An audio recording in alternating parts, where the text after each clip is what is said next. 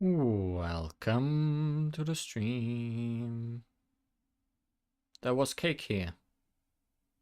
It's long gone. Today on Genshin Impact, we are doing some story quests. Because we have not done any of those since Sumeru started. We're definitely gonna do one of them. I'm hoping to get 2 of them done. But we'll see how that works out.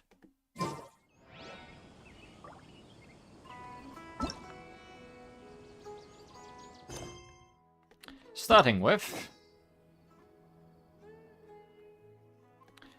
Vulpesada chapter, Act 1, Tighnari.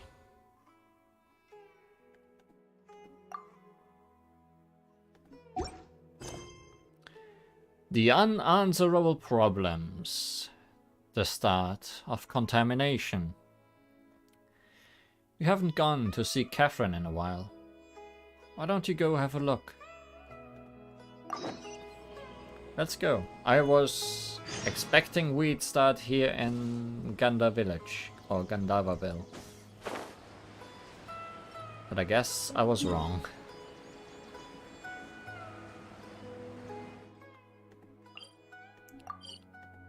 Dog must stop sitting and must start walking. Possibly even flying.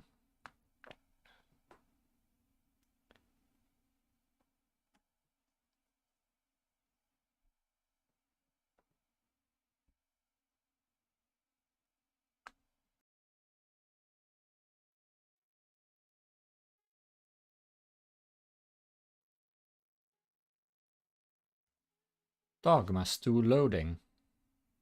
So much loading. I was just here, game.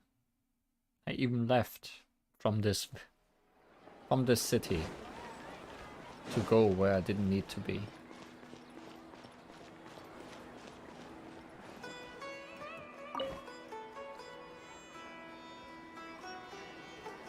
Traveler, you've come at a good time. Wait, this sounds like another commission. What else would you be talking to Catherine about? It is as you say. The commission this time around is of high importance. It pertains to the safety of the Avidia Forest's inhabitants. Huh? What happened? Not long ago, we received word that a section of the Avidia Forest seems to have become contaminated. With what? Contaminated? You mean a new withering zone? But there aren't any new ones of the... Okay, we should have been doing this a lot earlier. I don't know about the specifics, but I hear that strange things are happening to people who cross through that region. The Avidia Forest inhabitants won't leave their homes so easily. If we allow this contaminated region to expand, the consequences could be unimaginable. That's why I want to ask you to investigate the situation. Even if all you can do is stop the contamination from spreading, that will still save many people. This is forest business. Maybe Tighnari will know something. Let's go find him.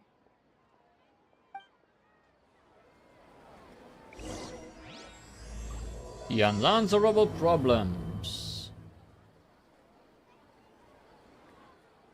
Found him. Now we are going to the place I was at.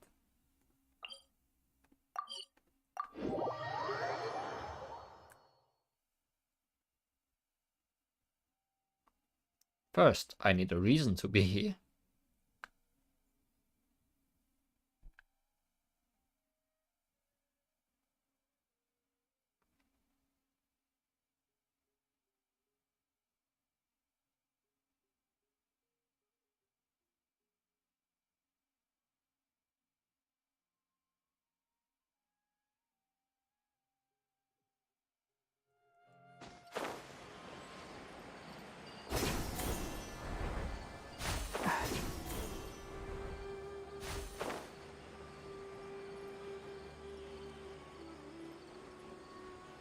Tighnari, are you home? He sure is.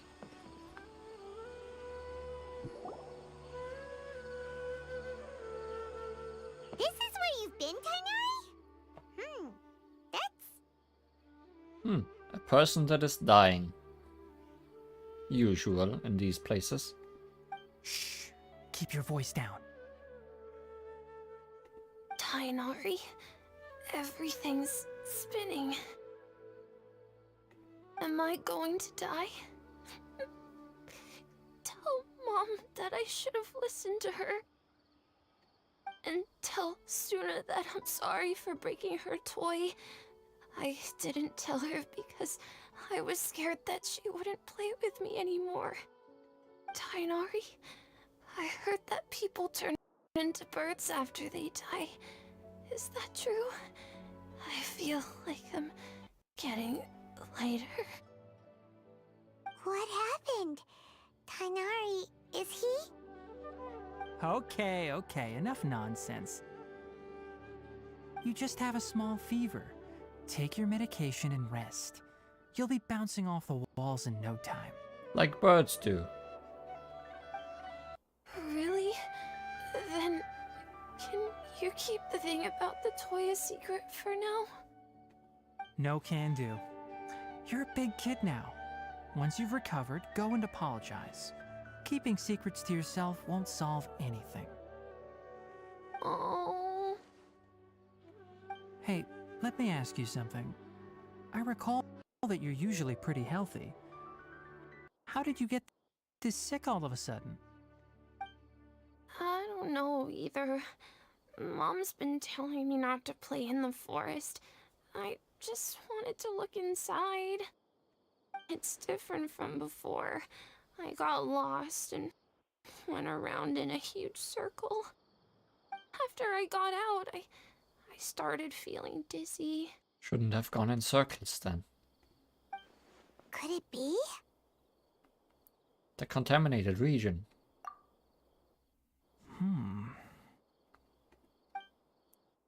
So that's how this whole mess happened. Anyway, go rest. No running around until I say so, got it? Traveler, Paimon, let's step out for now.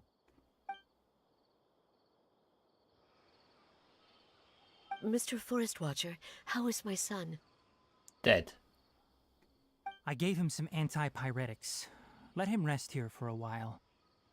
I told him that he would feel better after some medicine and rest, but I only said that to comfort him. His symptoms resemble a fever, but something else is causing them. They seem more akin to a disruption in his psyche. Antipyretics won't be of much use. What do we do? Mr. Forest Watcher, you have to help him. If memory serves, a plant called Vasanti grass can help soothe the mind. A small number grow in arid deserts.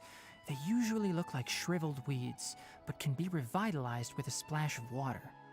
They're expensive and unable to grow in the Avidya forest's climate, so I don't have any on hand. I'll ask the caravans. Go find Kale, have her prepare medicinal tools and a set of traveling gear for me. All right. Thank you. Contaminated region, huh? Is that why you two are also here? Yep. Is it a new withering zone? Doesn't seem like one. Whether you look at scale, internal conditions, or resultant effects, they're completely different. The only thing they have in common is that they aren't welcome. This nuisance made itself home in the Avidya forest, so I can't turn a blind eye. We feel the same way. All right. Let's contact the caravans first and purchase some Vasanti grass. We can also ask about the contaminated region. There's no time to waste. We have to move quickly. Let's go. So, we go shopping.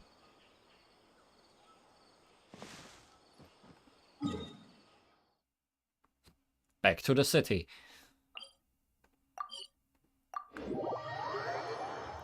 Please start loading faster.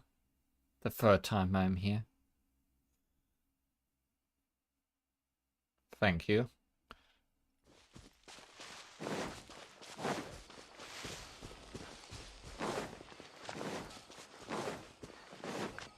I see everything. But not what's in Mahir's mind.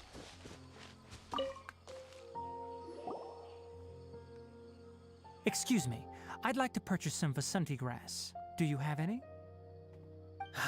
I'm sorry, Mr. Forest Watcher, but we've been closed for the past few days. Closed? Now that's odd. It's my first time hearing you say something like that.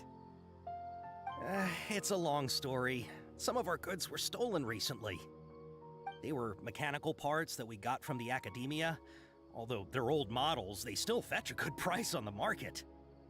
Our caravans had to pool together more to afford those parts. Now that they've been lost, we'll likely come up short this trip. All the merchants talked it over, and we decided to raise the prices of our remaining inventory. Until this plan takes effect, none of us can privately sell anything. I don't get it. If these goods are so important, then why not think of a way to get them back? Raising prices won't solve anything. At best, you're shoving the consequences of the robbery onto your customers. Mr. Forest Watcher, it's not that we don't want to. It's just the thief disappeared into the deepest parts of the forest. Oh no, the forest is contaminated with thieves. We asked around, and apparently the forest has been very unusual as of late. Anyone who goes in experiences mental anomalies. We can't keep waiting out here for the thief to come out. All we could do is come up with another solution. So the bandit hid in the contaminated region after stealing those mechanical parts. How many people were there in total? Were they not affected by the contaminated region? That crook came from the contaminated region. As for how many, there weren't any people. No people? Even if I tell you, you might not believe me. Fine. The thief that stole our parts was a huge mechanical crab. Oh no! Not crab! What the heck? The Avidia Forest has creatures like that? Is it that crab? To be honest, I'd rather not think about it. It moved too skillfully to be new at this. It came out of nowhere. Before we could react, it swiped our goods and ran away. We were all shocked. By the time we came to our senses, the thief was already long gone. I see. If we help you retrieve your stolen goods, then business will return to normal? Oh, but of course! Not only that, but you'll become one of our caravan's VIPs on all future purchases of any... Enough. Tell me something that's actually useful. Any leads on that mechanical crab? Maybe one. After our goods were stolen, we specifically got someone to assess the situation.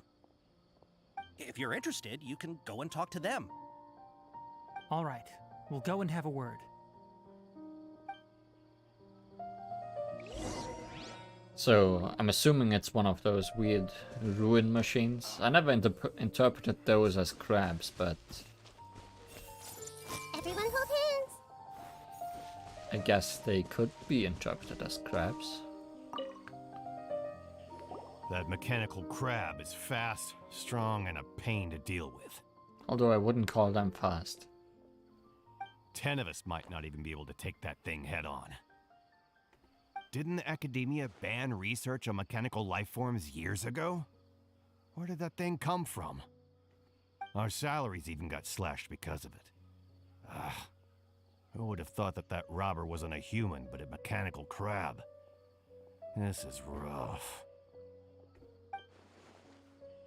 Ruin machines went through calcanization. Yes. Can I really not listen to Dogma? I see everything. Apparently not.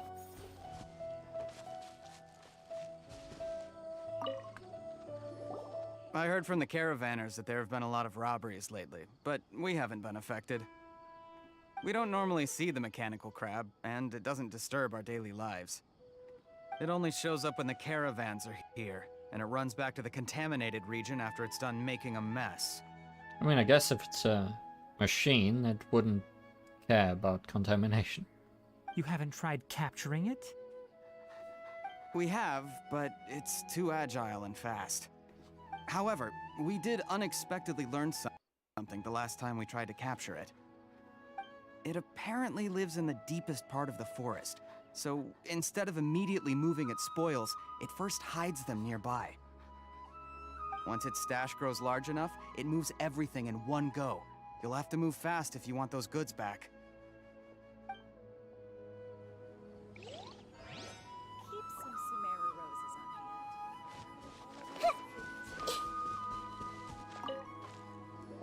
hand. After the goods were stolen, I made multiple inquiries with nearby caravans and residents.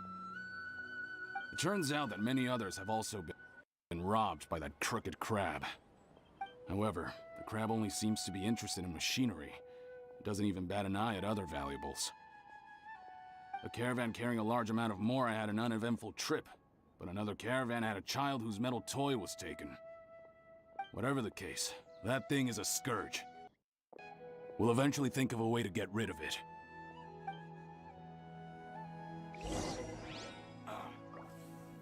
It's hurting again. How are things? Did you make any progress? Apparently that is a crab. We learned of its behaviors, but much still remains unclear. Assuming normal operational status, mechanical constructs generally act according to their given commands. If I were its owner, I'd command it to steal more valuable things. Or the Mora you made. That would be the most efficient method. But it only goes after mechanical components. This doesn't make any sense. Maybe it just wants to upgrade itself. Right. It's really weird. Or reproduce by creating more of itself.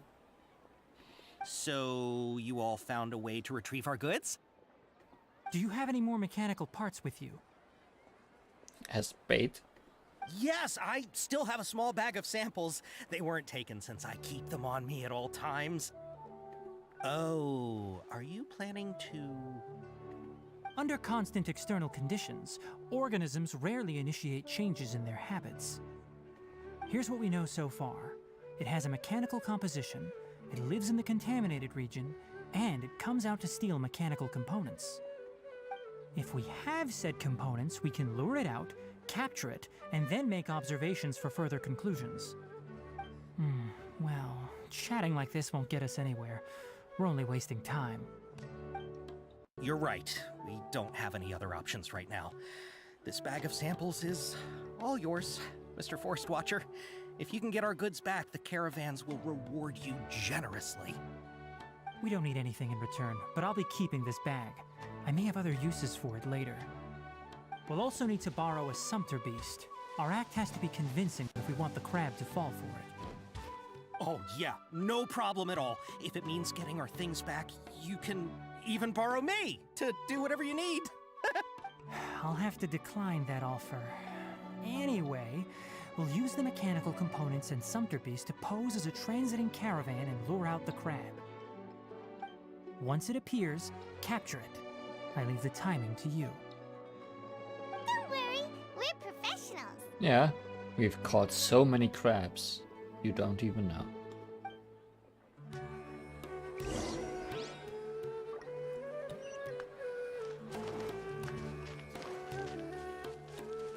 Everyone hold hands. I had to try again. I can't believe we cannot listen to animals.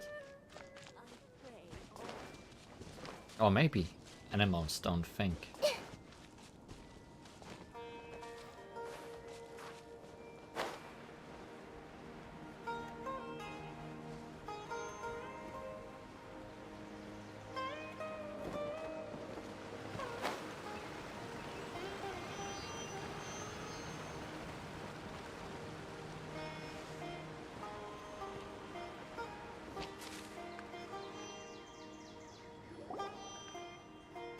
Looking at the trade routes and the contaminated region's current perimeter, the goods were likely stolen somewhere around here.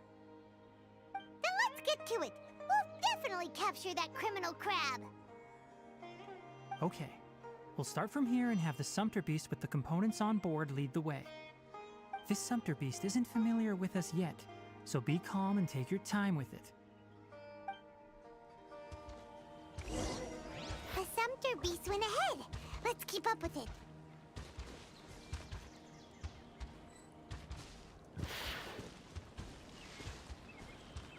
Huh? Why'd it stop? It can't swim. Looks like it's loafing around. Or maybe it's hungry. The caravanners grew disheartened after their goods were stolen, so they probably didn't feed their animals as scheduled. Let's give it something to eat.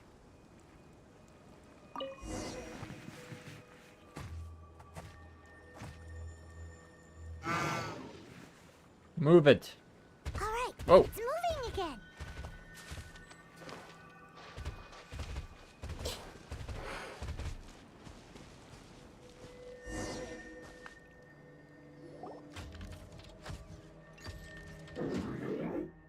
Crap. Did you hear something? Crap. Ah! Is that the mechanical crab the caravan was talking about? It's charging straight at us! It looks strong. Be careful.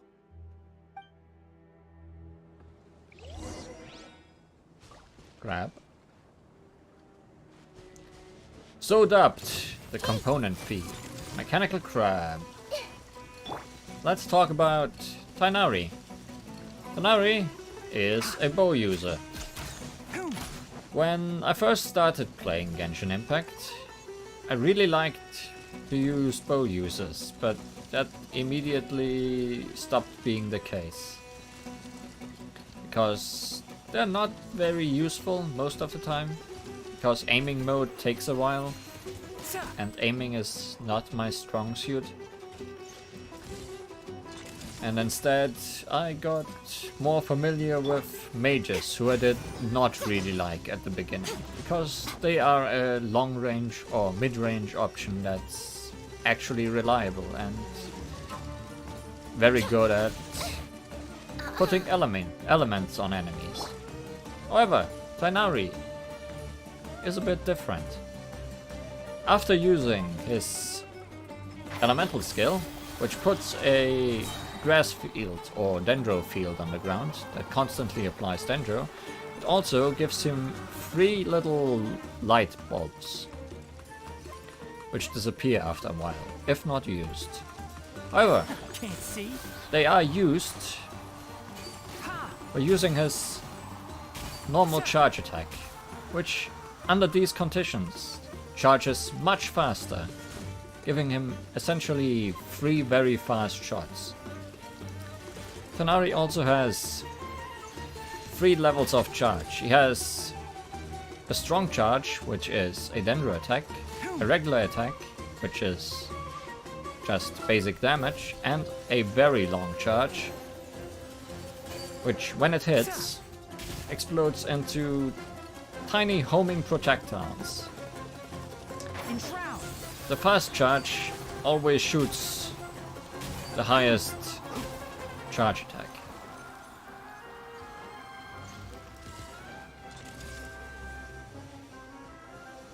One with the forest. Ha! Two. Right now. And finally, Let's nip that in the bud. Keep up.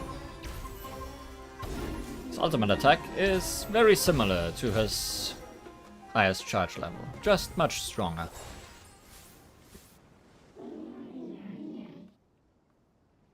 Crap. Just try to escape this time, you naughty caravan robbing crab! Crap.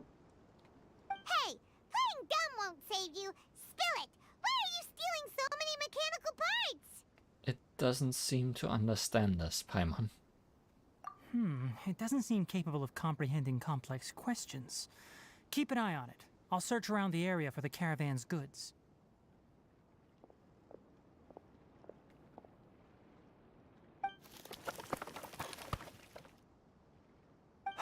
I don't know why you're stealing mechanical parts, but they don't belong to you. Stolen items must be returned to their rightful owners. Any objections? Grab! It looks sad. You came from the depths of the contaminated region, right? How about you help us with something? If you take us there, I'll give you some mechanical parts as a reward. Crab! It reacted. Does it understand us? We can't be certain yet. Its excitement may be a simple programmed response upon seeing mechanical components. Can I keep this guy? I'd like to make him a team member. Okay, so you want the crab to lead us into the contaminated region? That's right. The contaminated region has a large and currently expanding perimeter, so it would be difficult to conduct a thorough search. If we charge straight in, we'll get lost like headless pigeons. Also, our new friend here seems to be full of secrets. If people turn into birds when they die, what's a headless bird then? Double deaf? I've been studying this contaminated region recently, and I have a hypothesis of my own. So to be absolutely safe, it would be best to have a guide lead the way. Paimon gets it now. Does the scuttler understand what you're saying? It doesn't have to, as long as it isn't hostile towards us. I gave it some components that it will definitely take back to the contaminated region. So long as it doesn't attack us, we can simply follow along. Grab! It seems to be really happy. Listen to me. Wait for us here. No running off. We'll be back soon. If you're still here when we return, I'll give you another mechanical part as a reward. Understood? Crab, crab, crab. Does that count as understanding us? I'm not sure, but our priorities are to retrieve the mechanical components and to purchase Vasanti grass to make medicine with. We should return, but before we do, we need to set up a few traps. Can't have that crab escaping. You know I can hear you, crab.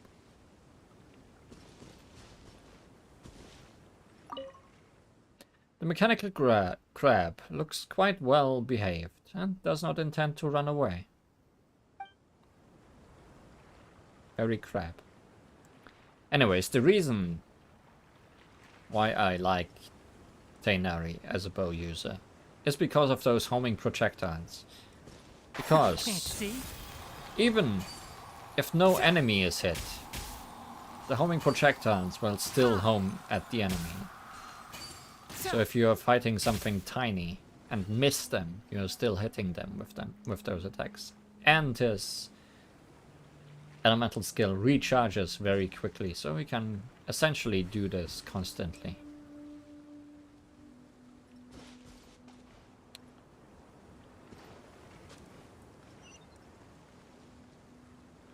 Oh, these are the traps you set, aren't they? I was wondering what those orbs were. But we don't do anything with those.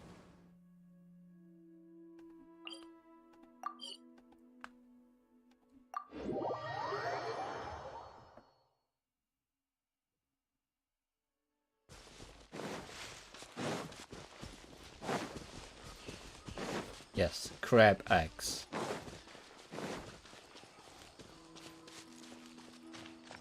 But no, I'm pretty sure they are something that Tighnari uses in his idle animations. I'm sure we'll see them eventually. It's hurting again. Oh! Oh! These are the mechanical parts that were stolen! You really got them back for us! Ah, thank you all so very much. I don't know how I can repay you. Wait, didn't you want to purchase Vasanti grass? By now this child definitely died. Don't worry about the price. They're on the house. How many do you need? 2 is enough. No, that won't do. Here, I'll throw in some more. No need. I've already received a reward from you. Reward? You mean that bag of mechanical parts? They aren't worth much compared to this merchandise. But those parts are very useful to me. Just like the Vasanti grass. I retrieved the things you needed, and you gave me what I needed in return. We're even. Oh, and before we go, just a reminder, the forest has an intricate and biodiverse ecosystem. Even if there were no mechanical crabs, other dangers are still present. Take caution on this route. Yeah, there's mushrooms and crocodiles. Very dangerous. Noted. Thank you all ever so much. Let's return to the village.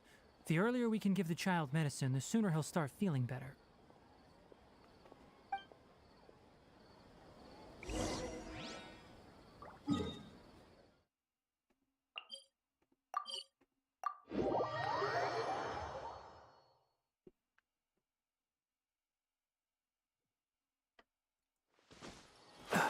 Also, what Tighnari does for this particular team, as opposed to when Collei was on it, is actually giving me a damage dealer on the team.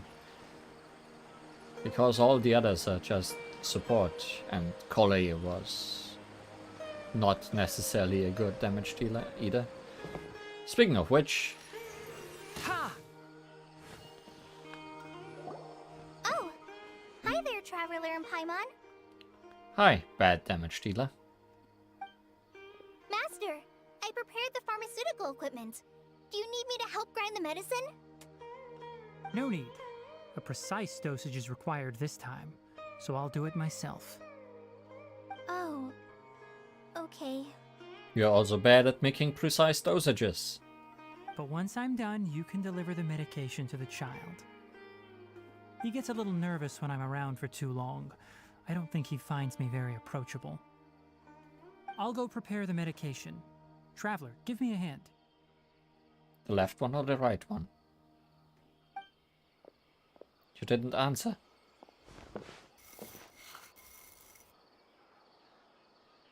How is he? Doing any better? I feel like he's doing a lot better, and his temperature is returning to normal. That's wonderful! Oh yeah, he asked me to tell you that Suna came by earlier, and he told her everything about the toy. Suna didn't get mad, so he wanted to thank you. Can I ask what happened? It's nothing. Did you prepare the traveling gear I asked you to? Of course I did! Are you going somewhere far away? Yes, we're going to the contaminated region. Judging by its size, we will likely have to stay overnight. I'm leaving everything to you while I'm gone. Huh?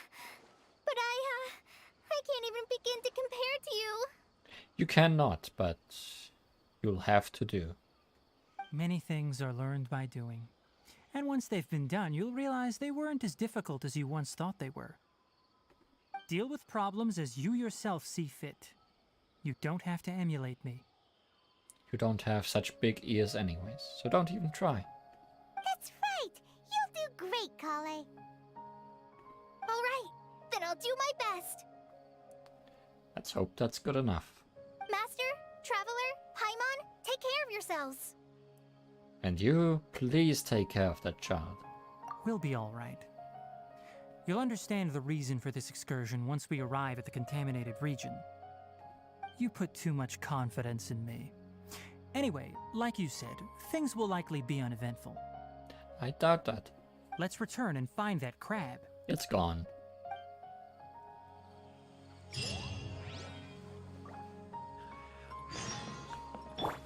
Everyone hold hands. Collei, also not thinking.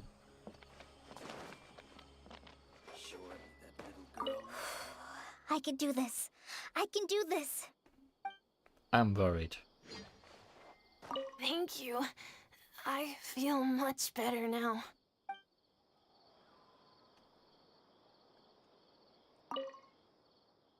murmuring to herself, Asha seems to be praying for her son's recovery. And for Collei not to mess this up.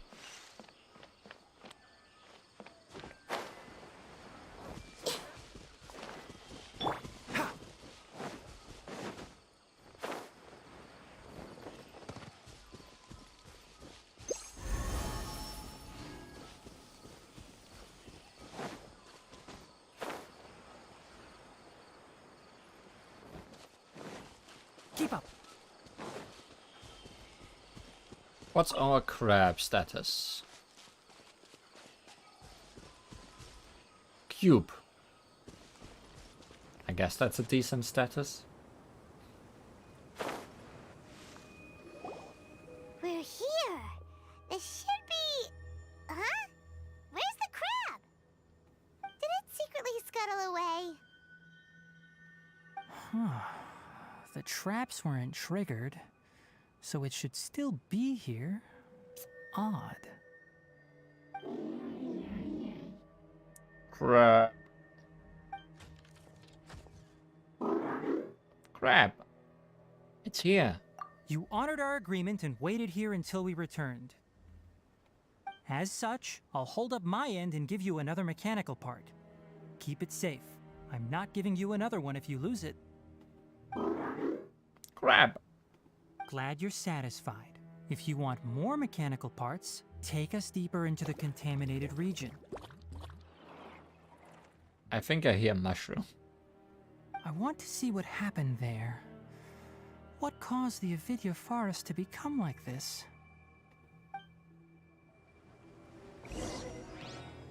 Hi.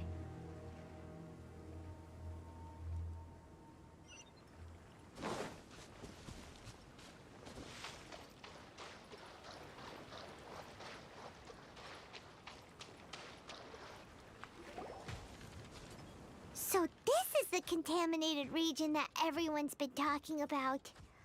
Oh, it definitely looks different from normal. It's like really creepy and suffocating. It's also where we fought our first withering zone. Do you feel unwell at all? Doing fine so far. Good. It's as I predicted. Elemental power confers a degree of resistance against the contaminated region's influence. How do you know that?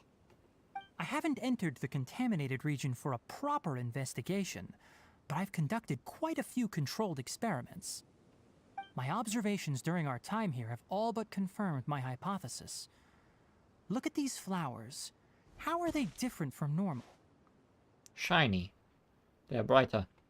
This flower species is formally known as the Sumeru rose, but it is also known as the ley line lodestar. They're sensitive to ley lines and emit varying amounts of light in response. Excessive brightness indicates a dangerous level of ley line activity in the surrounding area. From the looks of things, the ley lines around here are already out of control. You're saying the contamination here is coming from ley lines? I can't confirm that right now, but I think that is the case. Let's take another look around and see if we can discover more clues.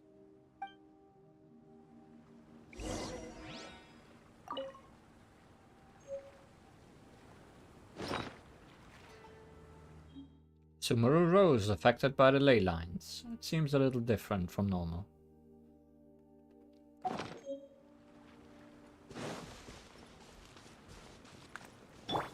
Hey!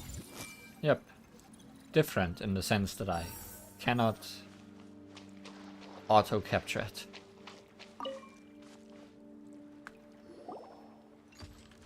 You know, we haven't seen any animals this entire time! What happened to our sumpter beast anyways? The birds used to chirp really loudly, and there were a lot of foxes. This contaminated region currently appears to have a critical efflux of ley line energy, which is probably the root cause of the patient's cognitive disturbances. Some animals have keen awareness.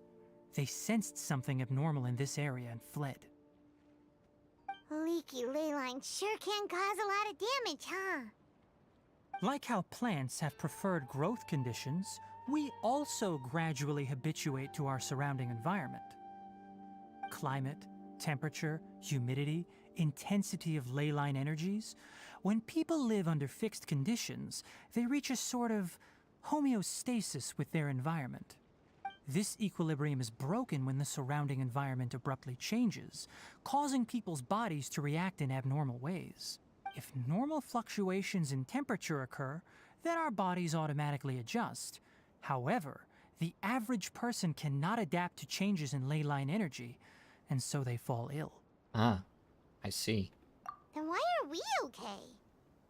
I'm not sure why you are, but she and I are fine because our elemental capabilities allow us to adapt to this kind of change.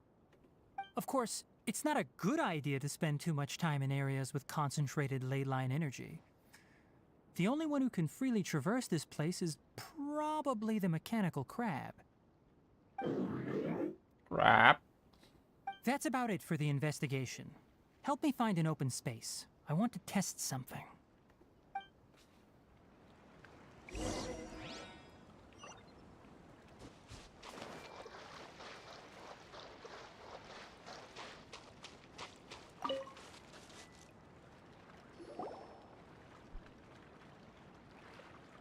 Environment? No wind.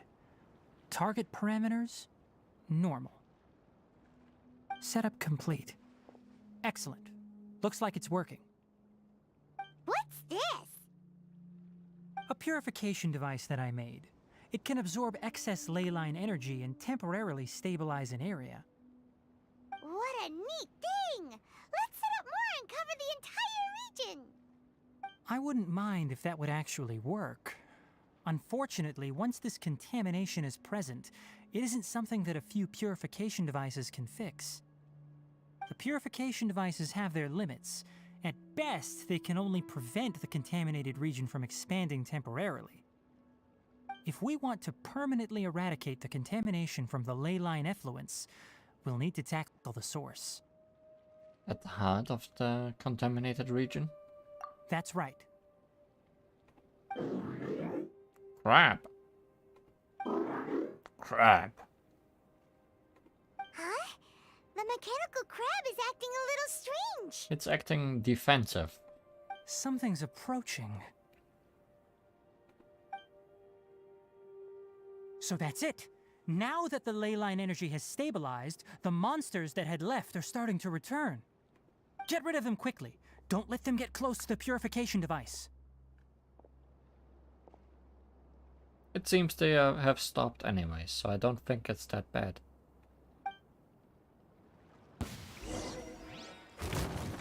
This might hurt a little. Make yourselves a home. Right here, right now. One with the forest. Whew.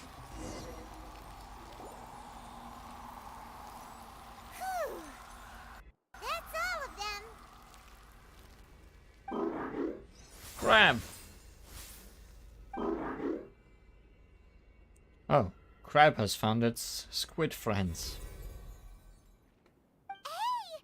Where are you? Wait for us! Let's hurry and keep up.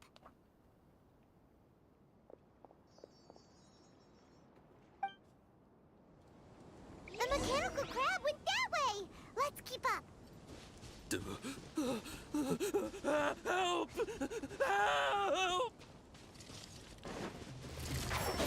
Well, as opposed to Crab, squid is not friend. Emerge. Right now.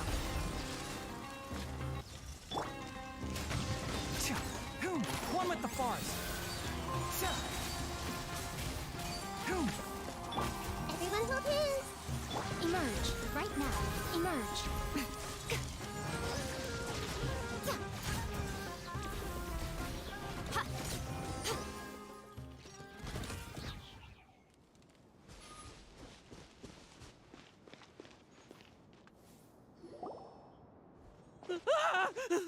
Spare me! Please spare me! Hey, are you okay?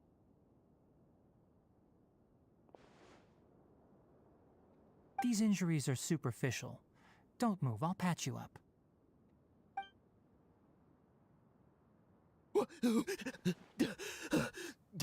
Who are you all?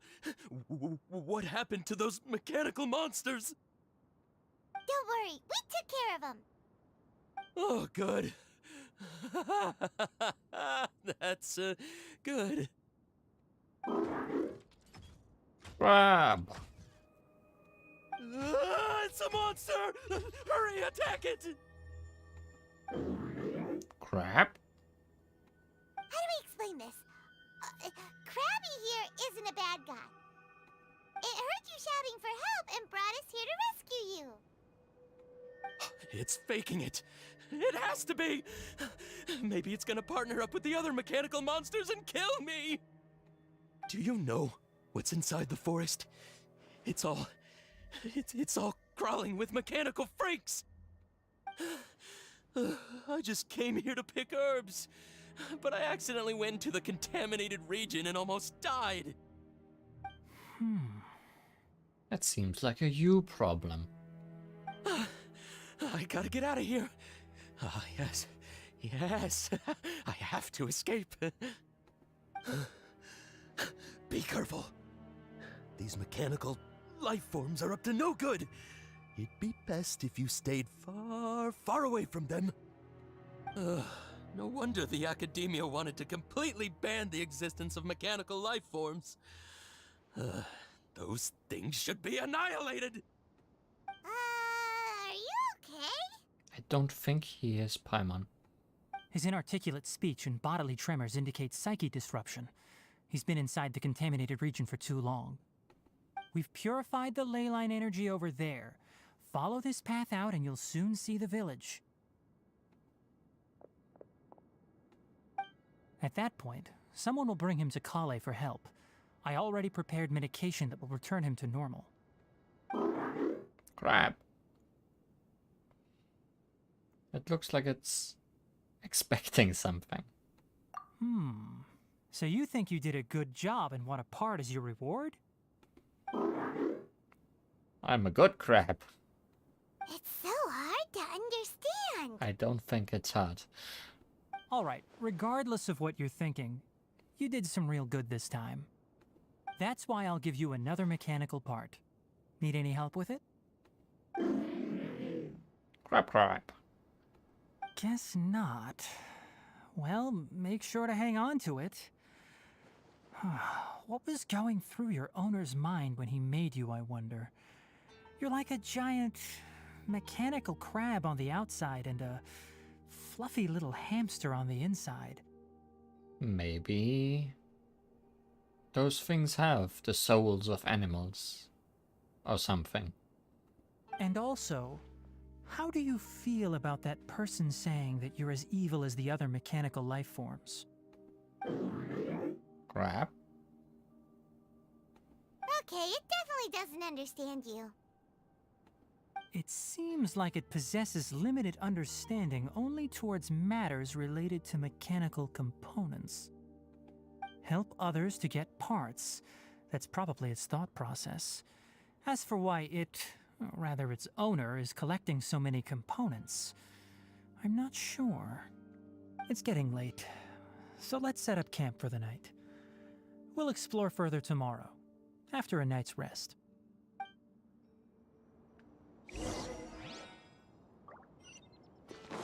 Hey, over here! Come on, you big lummox, raise your head and look up!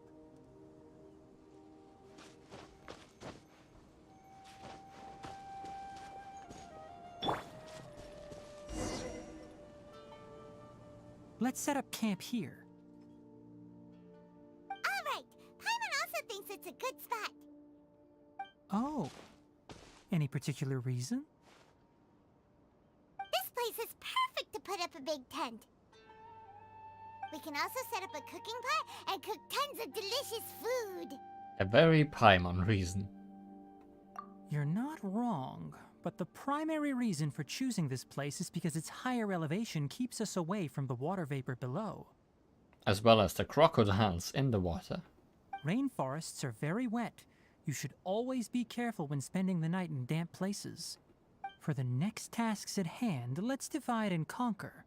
I'll set up the tent, You'll be in charge of making the fire, and Paimon will forage for edibles nearby. Leave it to Paimon. Paimon's a pro. I'm not expecting that much. Just do what you can. That's right. You can use rushes to start a fire in the wilderness. Their piths are relatively dry and can be readily set aflame. The downside is that they produce a lot of smoke. Traveler, Tighnari, Paimon couldn't find any food. Paimon didn't know that rainforest had so many interesting plants until we came here. They were all sort of weird-looking mushrooms, but Paimon didn't know which ones were edible. Don't worry, those crocodiles we defeated earlier all exploded into pieces of meat for some reason. Paimon also saw wild berries on the ground, and Paimon was gonna fly over and pick them up, but the dead leaves on top suddenly started moving. It freaked Paimon out. Those were probably dead leaf butterflies. They camouflage as dead leaves to evade predators. My guess is that they mistook you for a bird when you flew over, so they fled. Little did they know that you were more scared than they were. Never mind. The tent's up, so you two go rest. I'll forage for food. I got the food. Oh, you found some already. It's more useful than Paimon. Hey! Crab! Paimon understands it this time. It wants mechanical parts again. Sorry, no part this time. Crab! That task wasn't important enough. If every little thing resulted in a reward, then it might start to take advantage of the system. I'll note little things like this and give a cumulative reward at a later time. Are you running low on pads? That is one reason. Crab. This crab is more emotional than any other character in the game so far. It looks really sad. After some further thought, it might come up with some weird misunderstanding if I don't give it something. All right, here's another for you. Crab! I'm off to prepare dinner. We'll take shifts on lookout duty tonight. You two can sleep first. I'll wake you up later. We need lookouts? Yes. Even though most animals fled because of the ley lines, we can't completely let down our guard. It's settled then. I'll set up some pest-repelling devices so poisonous insects don't come crawling into the tent. Have a good night. Not too good, though.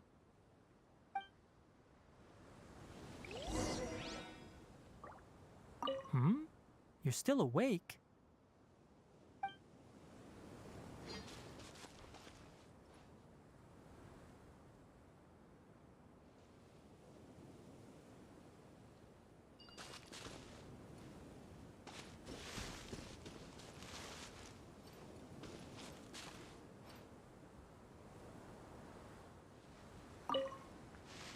Paimon's getting sleepy.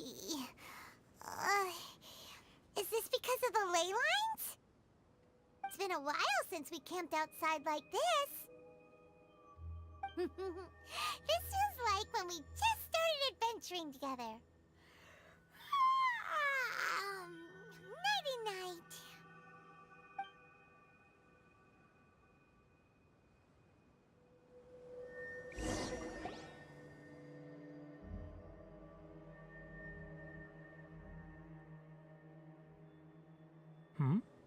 You're awake earlier than I expected.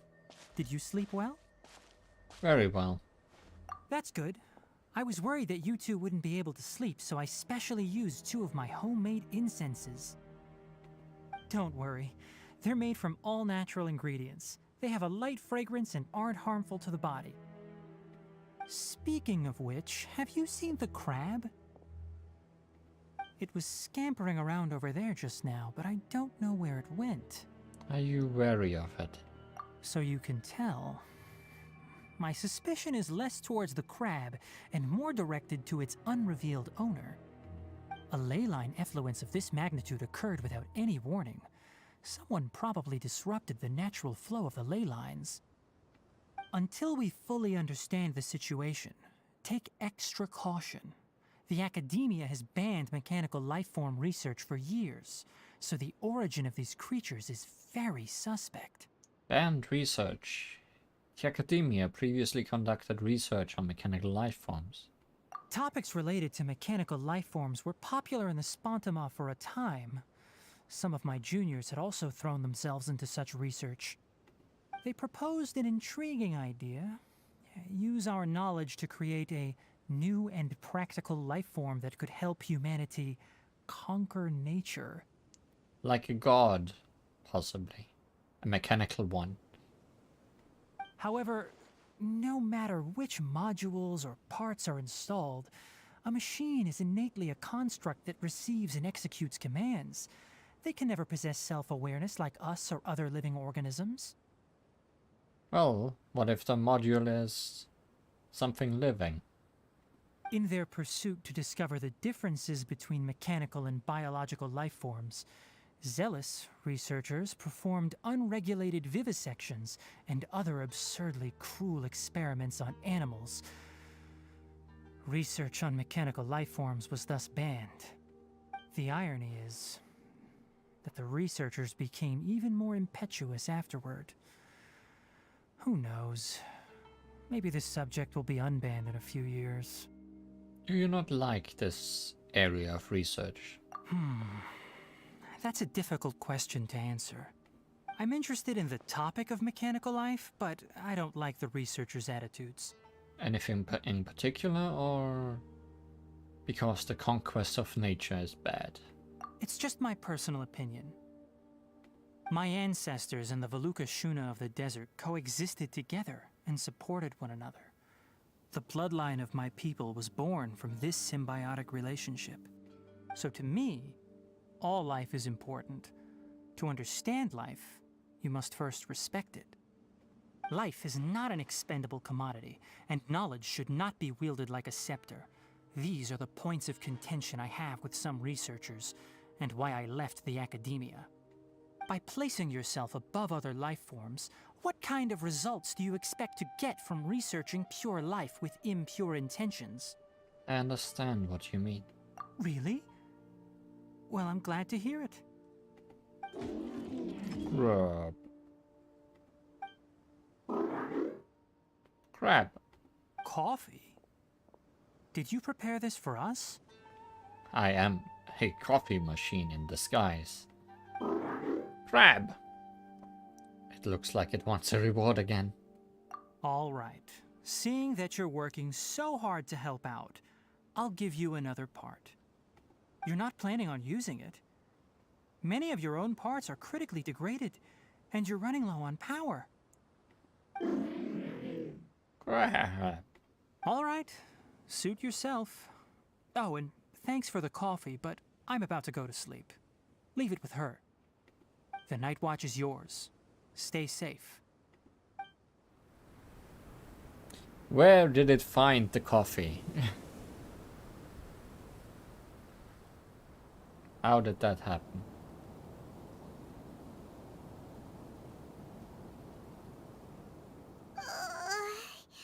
Sorry. Paimon slept through the entire night. It's okay. Your punishment is solo watch duty. Don't worry. Paimon will be sure to stay awake next time. Maybe that's not coffee. Maybe it's just oil or something. Good morning, Traveler and Paimon. Quick question. Do you feel off at all? I'm a little dizzy. Me too. The farther in we go, the closer we get to the source of the ley line effluence. We'll be heading out earlier today. I'll take down the tent. Is there something we can do? Extinguish our fire so we don't set the entire forest aflame. Also, retrieve the pest-repelling devices from last night. We don't want to affect the ecosystem here. Got it! Paimon will take care of the fire. I'll retrieve the pest repellent devices. All right. Let's meet back here later.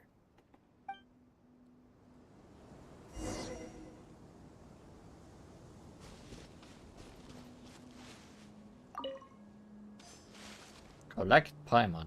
How do you put out a fire? Hold the line. Like that.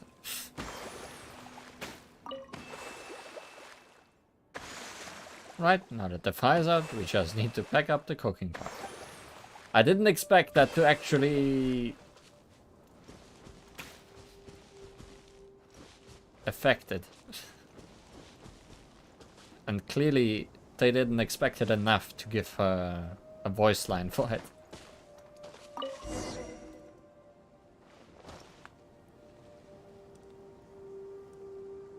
All right, it's about time to head out. As we go further in, we may encounter more berserk machines. The effects of the ley lines will also increase. If you're struggling, it would be wise to avoid conflict. Try to conserve as much energy as possible until we reach the source of the contamination.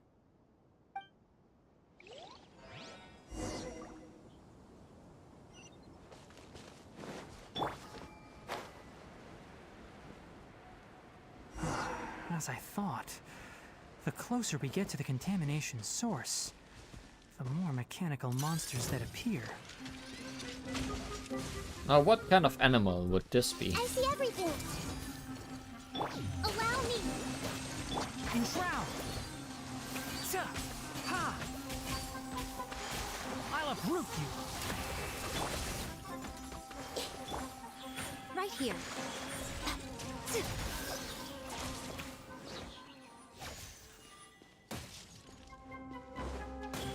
Emerge.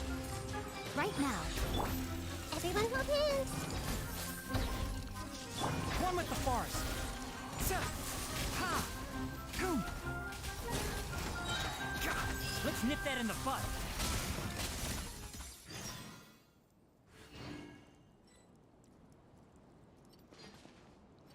That smells like a domain. To me.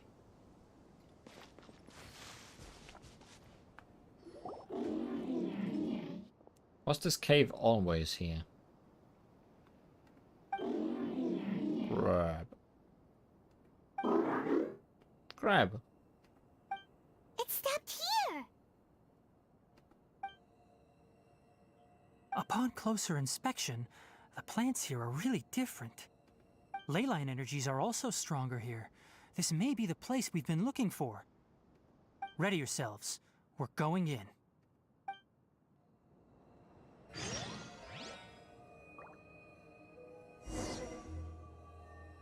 Let's go save him. Who are we saving? Oh. That dude that gets attacked by hillagers all the time. We are not gonna save them. Also, no, this is not a cave usually. The contamination source. The source of contamination that lies deep within the forest. Abnormal leyline energy seems to flow out of it. Are we gonna get to play as Tighnari?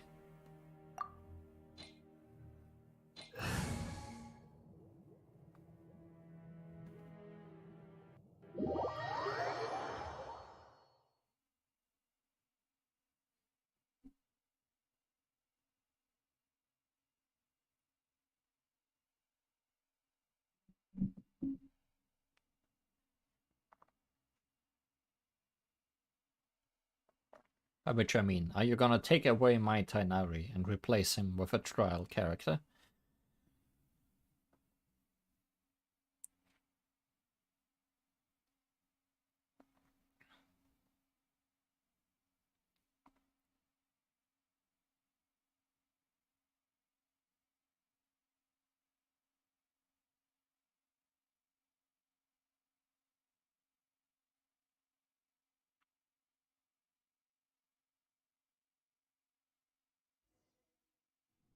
Yep, sure did.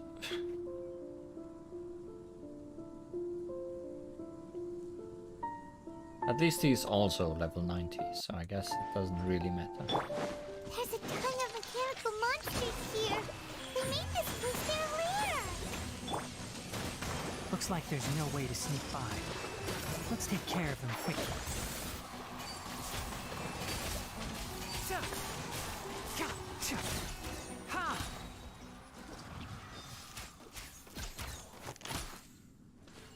But what it does have is a better bow than the one I'm using. And potentially more constellations.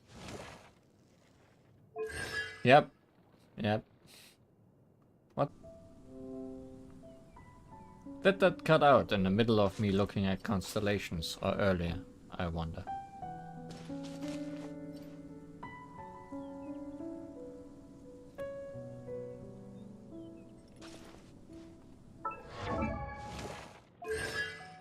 So yeah, to reiterate, he gets more crit rate. The opponents within his elemental skills field, he gets more dendro damage bonus. And just some stronger skill levels. Also he has Hunter's Path, which is just an overall better weapon for charge attacks, it seems.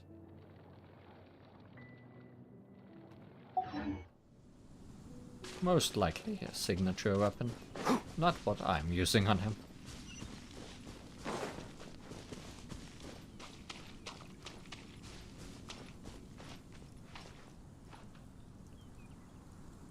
Very mechanical in here.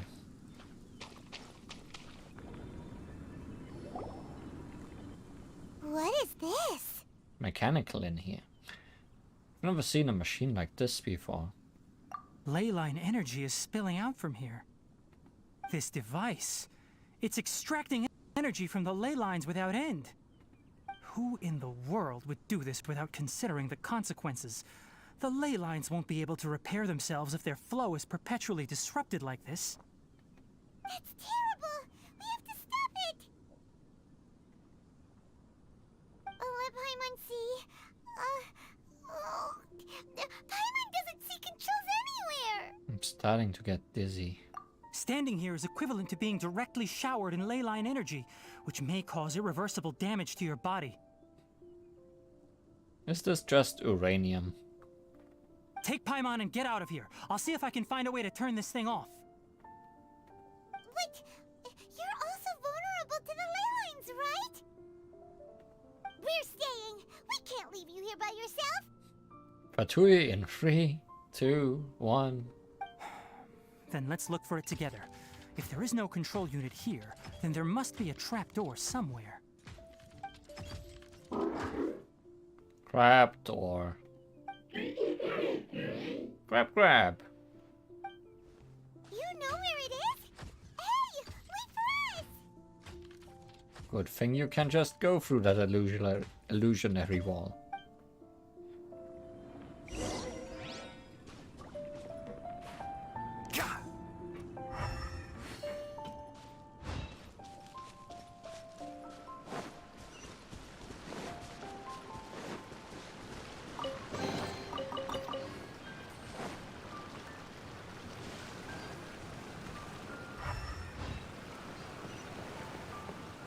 What's this?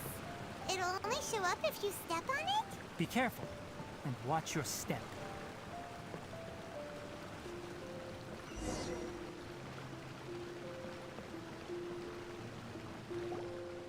Look!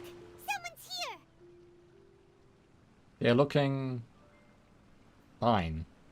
Are you the one that's taking the ley line's energy? Turn off that machine now! Why aren't you saying anything? Too ashamed? His body is cold. It's emaciated, and his eyes are sunken, likely from chronic malnourishment and stress. He collapsed and never got back up. What exactly happened here? He may have died. Rob. Almost forgot about you. Here, this is the last one. Grab, grab. What is it doing? I'm not sure. Judging by this room's layout, this place was a laboratory. We should find a repository of research documents if we keep going. Maybe there's no Fatui here. Maybe he really is just an academia researcher that didn't want to stop. The file room will definitely give us some clues, so let's go take a look. Maybe we can piece together what happened here. Or maybe he didn't know when to stop.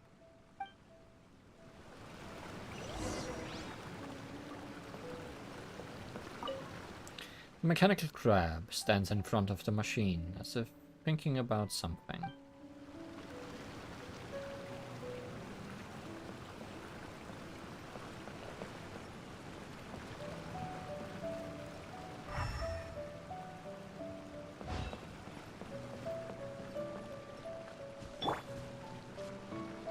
Everyone hold hands.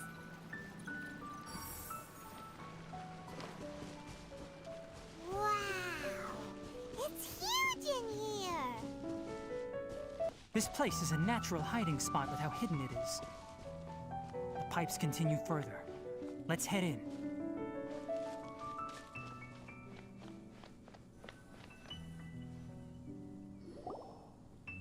Did you two find anything? There are a lot of lab notes, but it would take way too long to read through them all. I found a tape recording used for an experiment, and based on its serial number, it's from 2 years ago.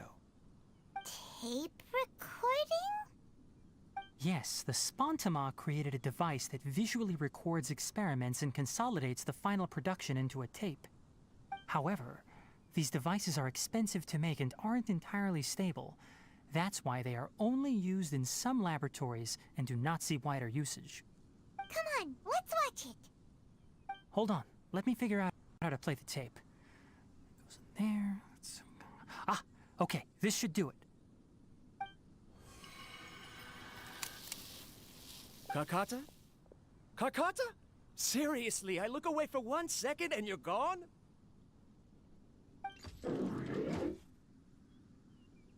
There you are. Look here. This is our new home. I, Abatui, will unleash my talents here and amaze those ancient fossils at the Academia. Oh, you're also quite happy. Kakata, do you know what we're about to do? Yes, I thought not. Who's awesome? Cool goggles. That is just the eye of an ruined machine. Listen up, Kakata. I'm going to make a mechanical life form that can be mass-produced. The technology will be unlike anything else that exists. I'll use mechanical organs, and electric currents will course through them like blood. A steel-cast heart that will beat forever, and a brain of myriad components that can think like mine. Inspiration from the ruins and the research that the Academia had banned. I hope everything can start anew from this place. When you can understand our language and live among us, you will no longer be a boring machine, but a truly living being. It's fine. You will understand. One day, you will understand me. Karkata is the mechanical crab, right? And that researcher named Abatui said he wanted to prove something to the Academia? And research. I remember now. I had a junior researcher named Abatui. He was expelled from the Academia for researching mechanical life forms. Junior researcher? Junior researcher? Yeah? What's wrong? Nothing. Paimon was just wondering, doesn't Abatui look older than you? He is, but academic progression isn't tied to age. I finished my studies a while ago, so subsequent students generally considered me as their senior. Oh. Of course, age can be an issue. For a while, people always dragged me into pictures. I felt like some kind of animal on display. That isn't important. Let's go and see if we can find other tape recordings.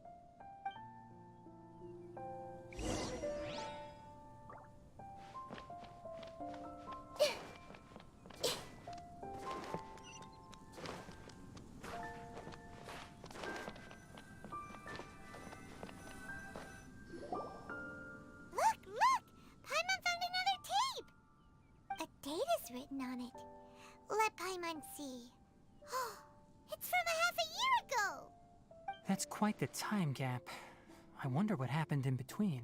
Well, he did not die yet, I guess. It's rare that you malfunction because of an operational error.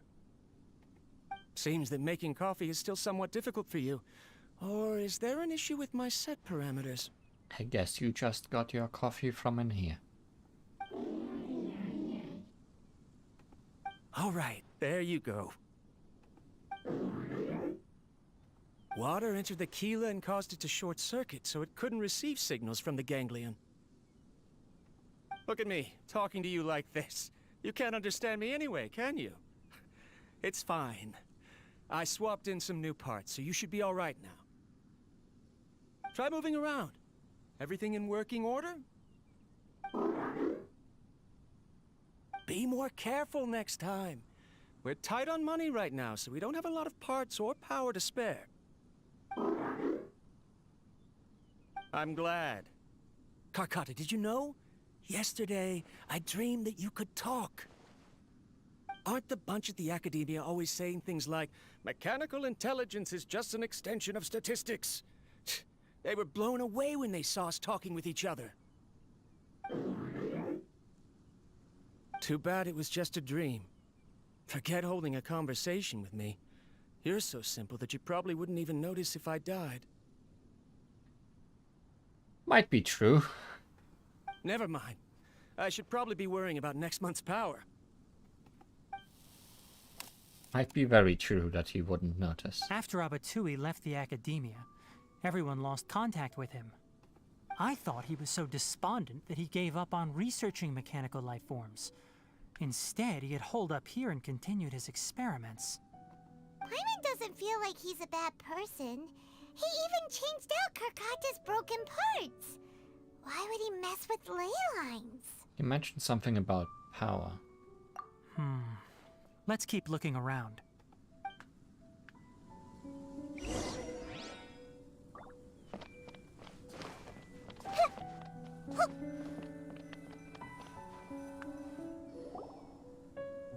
Following the serial numbers, the next recording should be here. The writing is sloppy. Perhaps his state of mind had changed. There's also an undated tape in the wrong spot. Doesn't seem like Abatui put it there. Maybe Karkata helped him with sorting. It's hard to say. These are the last 2 tape recordings. Let's watch them.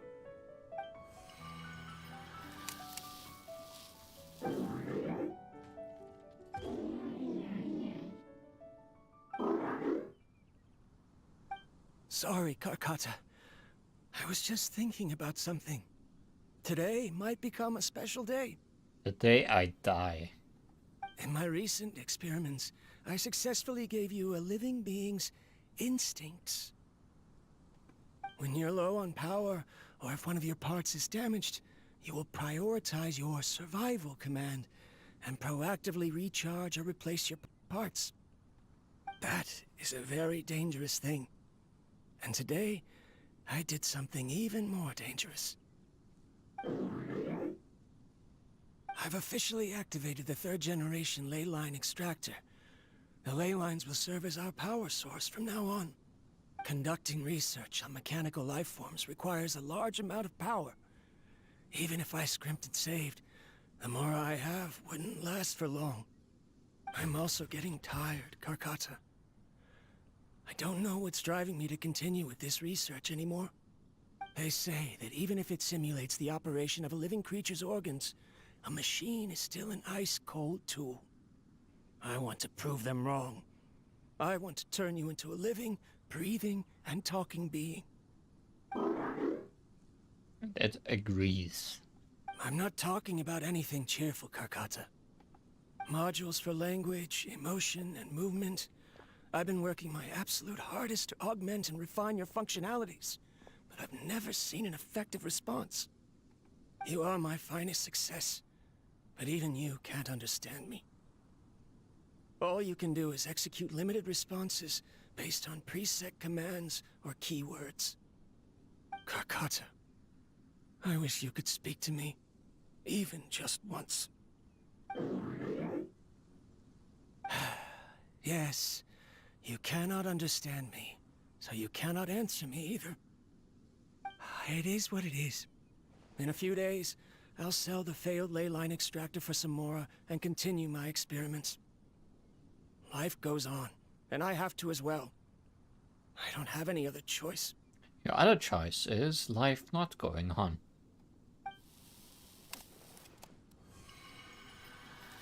This is new. If I place another 2 control modules here to simulate the brain's thalamus... of course my heart decides to act up now. Why did I cut medication from our expenses? Karkata, come help me. Strange. I feel weak. Oh no, I have to shut down the extractor. Shut it off. If we let them recharge indefinitely, they'll go out of control. Right. I never input a command to shut down the extractor, so you don't understand what I'm saying. In the end, it's just like the Academia said. Mechanical life forms only bring danger. My research... Was there any point to it at all?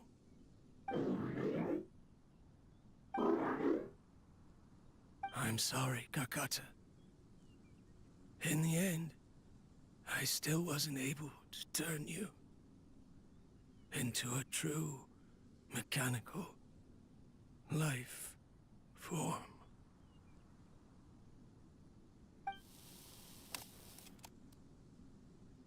I see. So the ley line effluence was an accident. After Abatui's unexpected death, the mechanical monsters were driven by their instincts and continuously drew out power from the ley line extractor. This eventually resulted in severe damage to the ley lines. And Karkata.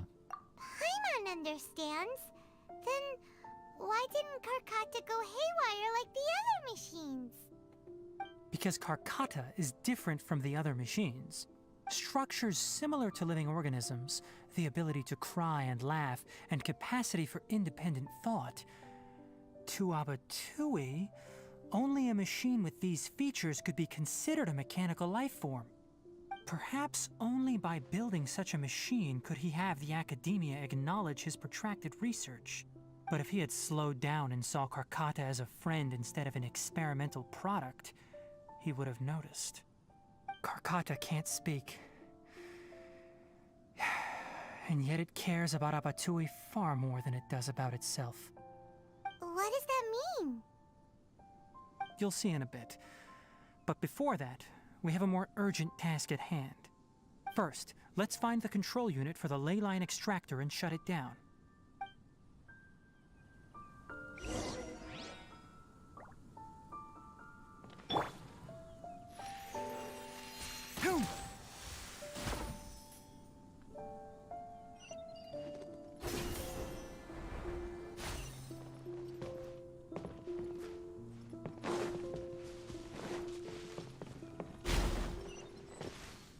That was planned, definitely.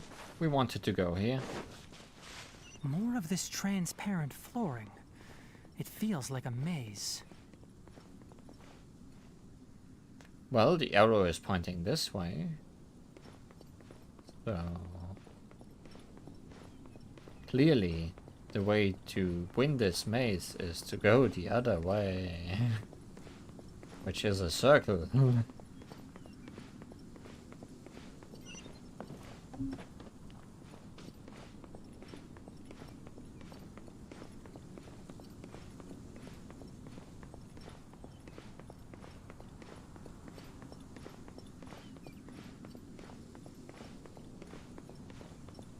Hey Mihojo, it's not really a maze if you point me in the correct direction and the other way does not lead to a failure state in any way. Just me going in a circle for it. It even leads to the same place.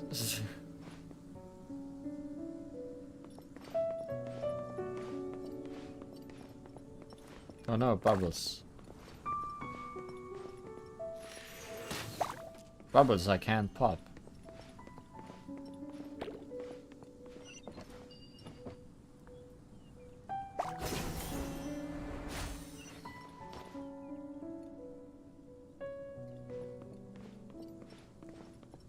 Below us is the final room.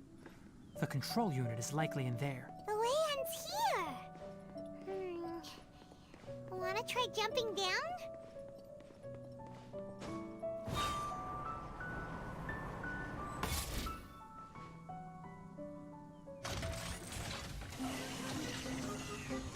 Everything, but not crab.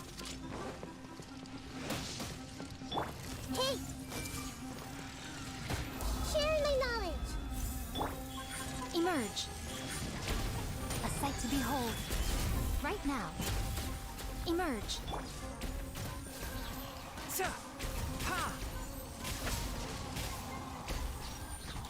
I hear everything!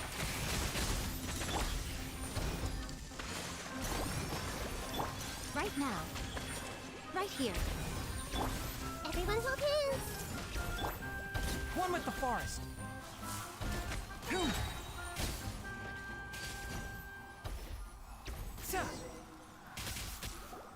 This should be the control unit. Once we turn it off, the ley line extractor should also shut down.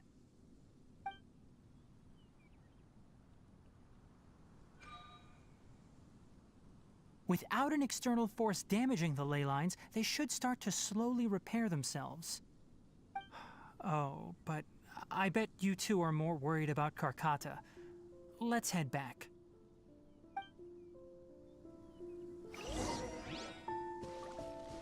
Obviously we are more worried about the giant mechanical crab than the well-being of the forest. Also, treasure! That's even higher on our priority list.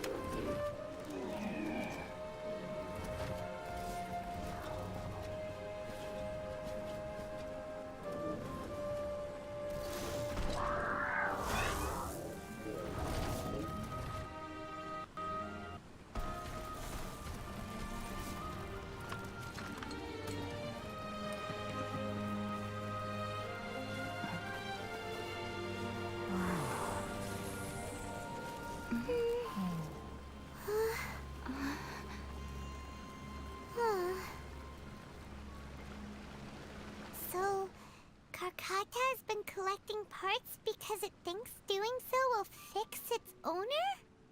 And somehow this was the most emotional scene in the game so far. Wow. Never underestimate crab. Karkata is unable to understand the concept of death. However, it probably remembers when Abatui replaced its parts when it malfunctioned, and how that restored it to an operational state. It's true that Karkata isn't able to think or understand many topics, but it is like a small child that imitates what adults do. So that's why it kept stealing mechanical parts.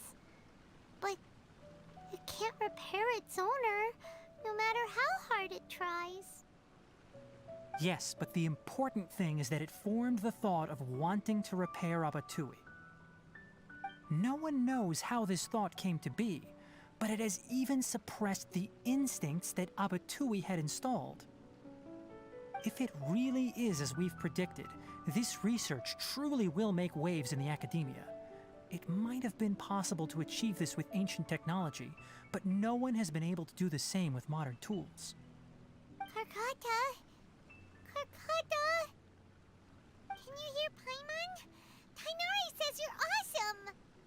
It's not responding. It reached its limit.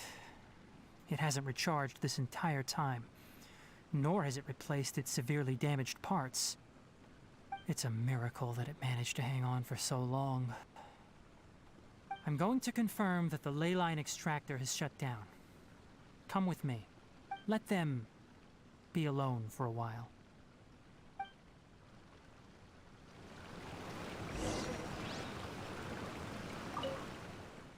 Before you lies a non-operational Karkata and a lifeless Abatui.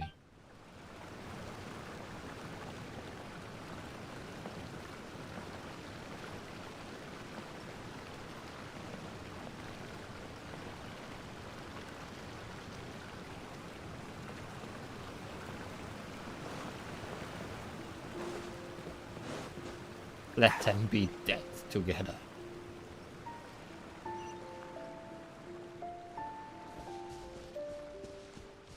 I guess it might be the best outcome. The ley line extractor has ceased operations. Traces of ley line energy are still in the atmosphere, but the effluence's source has been stopped. The purification devices will handle the rest. Moving on, those affected by the ley lines need immediate care. We'll put up an announcement on the bulletin board about the dangers of entering the contaminated region, and for symptomatic individuals to find Kale. Akata. According to the Academia's policies, we need to bring everything back. Research materials related to mechanical life forms will be destroyed, and Karkata will be disassembled and sealed away. What the heck? You two should return first. I'll take care of things here. Although we've stopped the source of the effluence, the ley line energy in the air exceeds normal values. Your bodies won't be able to hold up if you continue to stay here. But... Listen, the Traveler hasn't rested very well, right? Also, it'll take some time to pack up all the research documents. You're not familiar with this research after all, so you won't be of much use here. Tell the Adventurers Guild that the incident has been resolved, and then get some sleep. We can discuss matters tomorrow. Oh, and don't talk about Abatui. The fewer that know about mechanical life form research, the better. All right. Then let's go back to Catherine.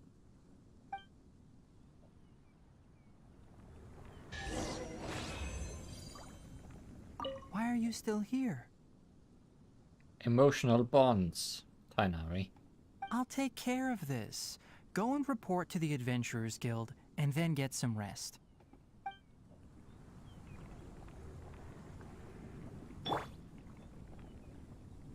You're a fake, aren't you?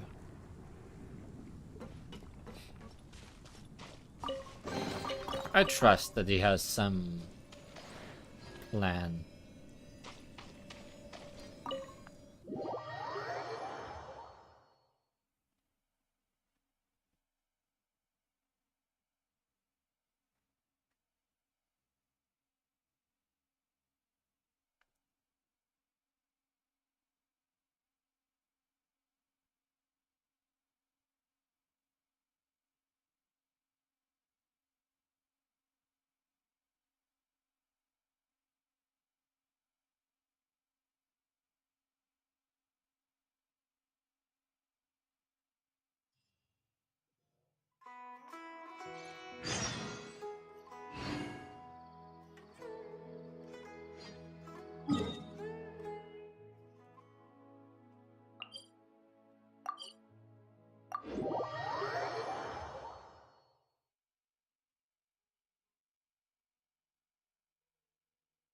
Oh no, stacked loading screens.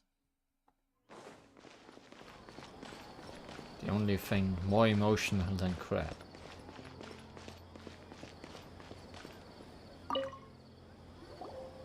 Anyway, so the contaminated region turned out to be a ley line effluence deep in the forest. Things are already getting back to normal. I see. Thank you for your hard work. Once the excess ley line energy dissipates from the air, we should be able to make an announcement for residents to resume their normal activities. This is the stipulated reward. Please accept it.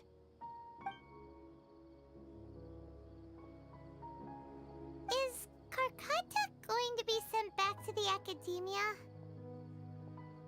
It's already damaged, but Paimon feels sad thinking about it getting disassembled. Me too. Oh, then how about we find Tighnari tomorrow and ask him not to do that? Paimon really wants to go right now, but Tighnari said that we would discuss matters tomorrow. We'll probably make him mad if we go now, huh? Probably. Alright then, we'll find Tighnari tomorrow and tell him not to disassemble Karkata. It may be too late for that.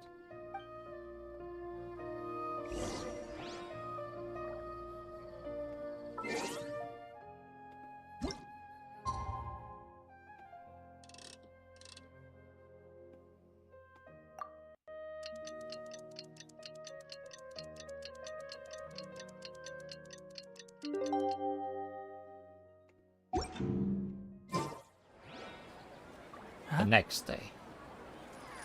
Also, yeah, that thing he's holding is probably one of the things he put around as traps.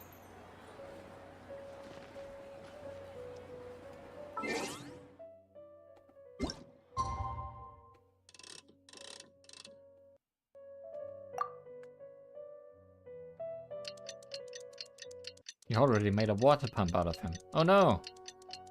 Or maybe a coffee machine. How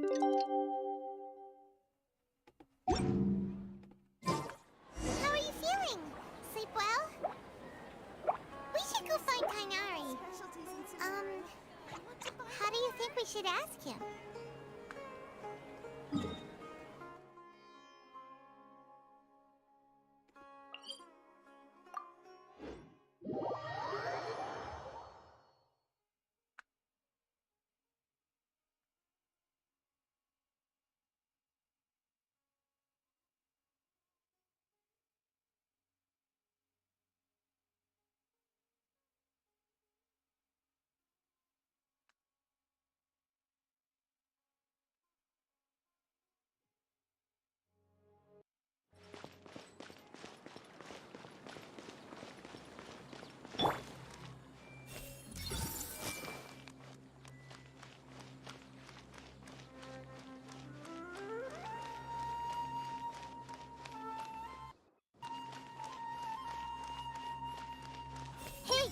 Surely everyone knows quantity cannot make up for quality.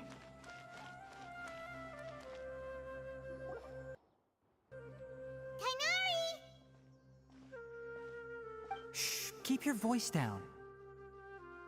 The lilac daphne, a daphne of the genus Thameliaceae, has a strong anticonvulsant effect, can be made into an anesthetic powder. Extrapolating from these two datasets, it would be particularly potent against Piscine species. Hey, make sure you're getting all this down. Yes, sir. Karkata? He turned him into a typewriter. Oh, I thought I told you all to keep your voices low. Plants aren't afraid of noise, but your shouting is making my ears ring. You didn't disassemble Karkata? Why would I do that? But Paimon thought you said, according to the Academia's policies... So that's why you two barged in like barbarians at this hour. Fine. I suppose I wasn't clear enough about this yesterday. I feel like you did that on purpose. What I meant was, according to the Academia's policies, all products of research must be destroyed. That's why we can't let the Academia discover that place. So the real reason you stayed back was to... Anyway, the first thing I did was repair Karkata. During my time at the Academia, I took an elective course at the Spontama. Who knew it would prove useful one day? We then buried Abatui together. After organizing the research materials, I kept some as a souvenir. Most of it was burned to hide the evidence. I'm not with the Academia, so what do their policies have to do with me?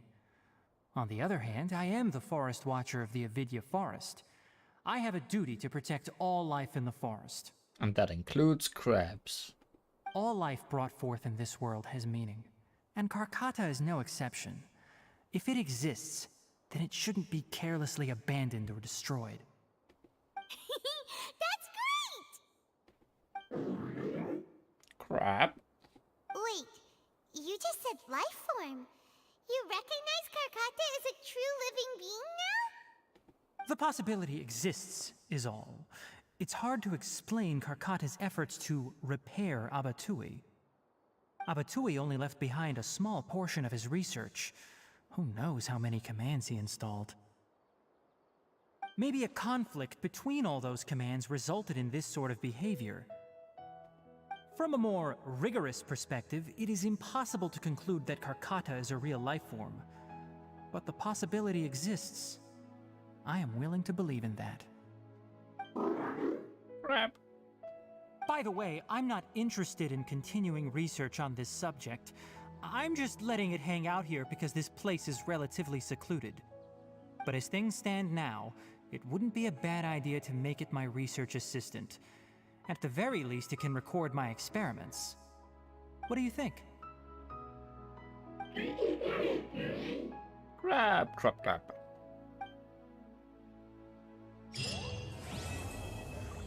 Well, that problem is answered.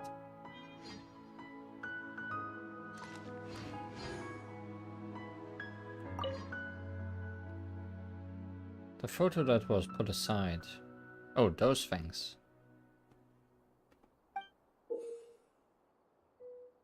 Huh.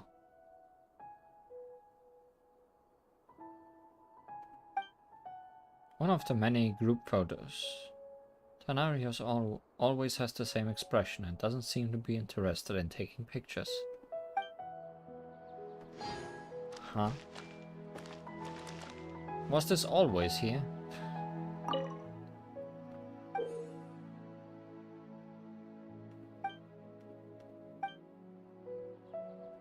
Or just now? Tighnari? When people at the Academia included me in a group photo, they would also send me a copy. Okay, I guess it's new here. I have zero interest in group photos, but I also wouldn't just throw them away. I stored them all in a box.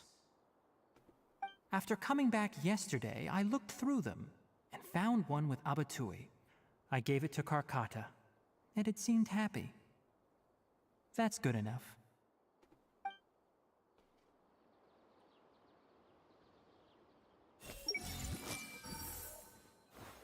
And no more thoughts on that. I see everything.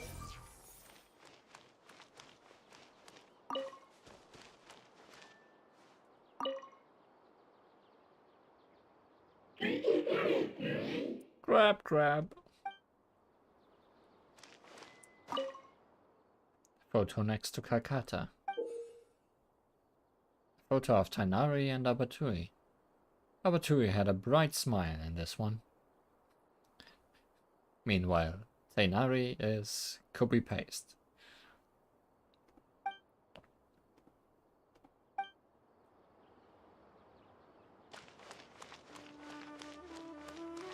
Well, seems we are done with this quest.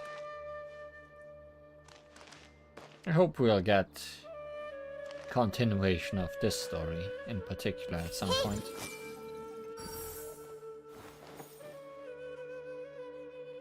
Surely, I want to see Crab again. But now, we definitely still have time for another one.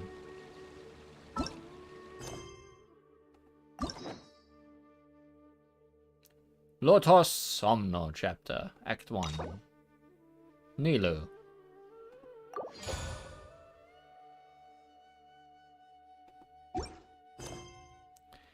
To the wise, the warm rhythm of the streets. Go to the Grand Bazaar. Prepare supplies for your adventure. You and Paimon come to the Grand Bazaar. What they say is true. You have to see the world for yourself to appreciate how beautiful it is.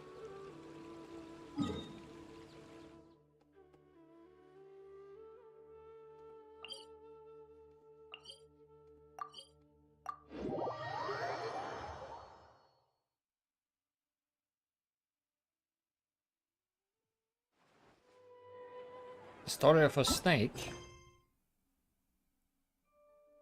Does Lotos Somno mean snake in any way? Because that feels like a weird animal to associate to Nilou.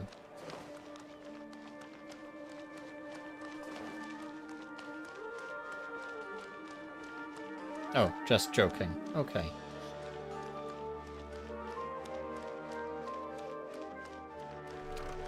I'm assuming Lotos means lotus. And Somno, something about dreams, maybe? Dream Lotus? Was it named dog also not think? Was that Nilou who just walked by? Oh, it was someone else. Nope, just dogs don't think. I mean, it had a music note above its head.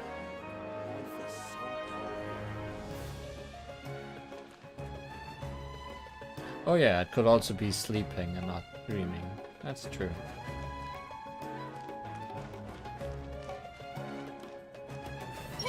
The weather is great today.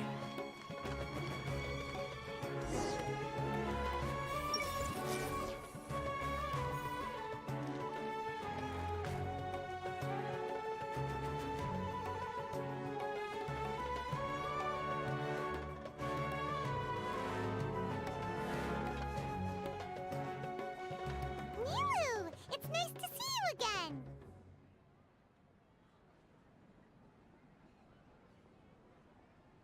Oh, hey there, Traveler in Paimon. Are you here for some shopping too? No, she lives here. That's right. Although there were a few hiccups here and there, the Sabzerus festival turned out to be a grand success. All the instances of it. And so, the theater wants to host a celebration event. Do you two want to come? It'll be a really fun time. Celebration event? It's something like a tradition of ours. Whenever we wrap an important performance, we'll get together and unwind. Rehearsals are exhausting. If you keep your nose to the grindstone, you're going to wipe yourself out sooner or later. Mr. Zubair, our manager, always says that celebrations aren't just for fun, but that they should also be occasions for reflection and review. But no one remembers that once the celebration starts. It's not like he can't also have some fun himself. We've been to a lot of festivals during our adventures. Will your celebration also have lots of yummy food and drinks? That's all you can think about. Of course. We always do lots of eating, toasting, and gift exchanging. We try really hard to show our appreciation for everyone. Ah, so we'll need to bring a present. Don't tell me you were planning to reload. Into a gift box you go, Paimon.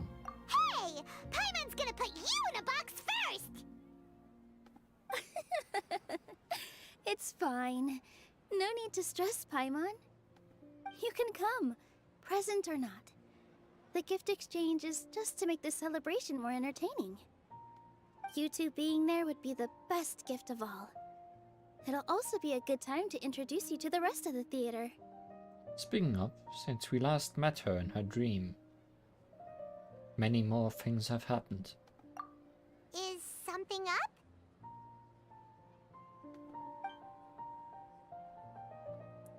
Did you run into any trouble after your dance? You mean when I danced at the square right in front of the academia? Not a single person came after me. I left really easily. After that, no one came to the theater to scold me either. We actually gained many new customers, and they were all academia students. From what I can tell, in the past, if a student were to put off their studies to watch a show or dance, they'd be called foolish and irresponsible. But now, it seems like this attitude is changing. People are starting to believe that engaging with the arts can help them balance their moods, and through that, improve their research efficiency at work. Anyway, it seems like people have to personally experience something to gain a good understanding of it. They should thank us for opening their eyes! Hopefully they'll appreciate the arts more. That'll probably take some time. They're still droning on and on about experimentation and proof. Will they really gain more appreciation for the arts if they continue to think of everything like that? Anyway, all that aside, are you thinking about coming to our event? Paimon thinks it'll be a great time! What do you think, Traveler? Sure, we have some time right now anyway. Alright, then let's head to the theater. Wait, I completely forgot about this pile of stuff! Whoa! Did you buy all of this, Nilou? Just one box. The rest were given to me. I really don't know how it came to this much. That's way too many freebies! Many vendors give out samples for free, but Paimon's never seen this much! All I know is that whenever I start chatting with people, my hands would get more and more full until I can't hold everything anymore. This seems to happen every time. I was planning on making a few trips to bring everything back before continuing on with my shopping, but I don't think I'll have the time. So this isn't even all of it? Let me help you. Are you sure? Of course! Carrying stuff is a piece of cake for her, right, Traveler? I'm so sorry to trouble you like this. I meant to invite you to our celebration, but now you're helping me instead. Well, let's hurry up and grab the last few things, so we can get back to the theater. Who the wise? Which are the people that carry boxes. Also, if the game at the end judges me for my choices in dialogue with Paimon, then she's definitely gonna turn into the final boss. Items that Nilou bought for the Subea Theater. Apart from materials for making performance props, there are other items here that either fall under daily use or celebratory purposes. It would be too much of a burden for one person to move the stuff themselves, but an experienced adventurer would probably know how to handle that. Yes, it's by putting it all into my infinite bag. Something on your mind again? Let's work through it. I see everything. It's pretty easy to make a living. So how come there are adults who don't have any money?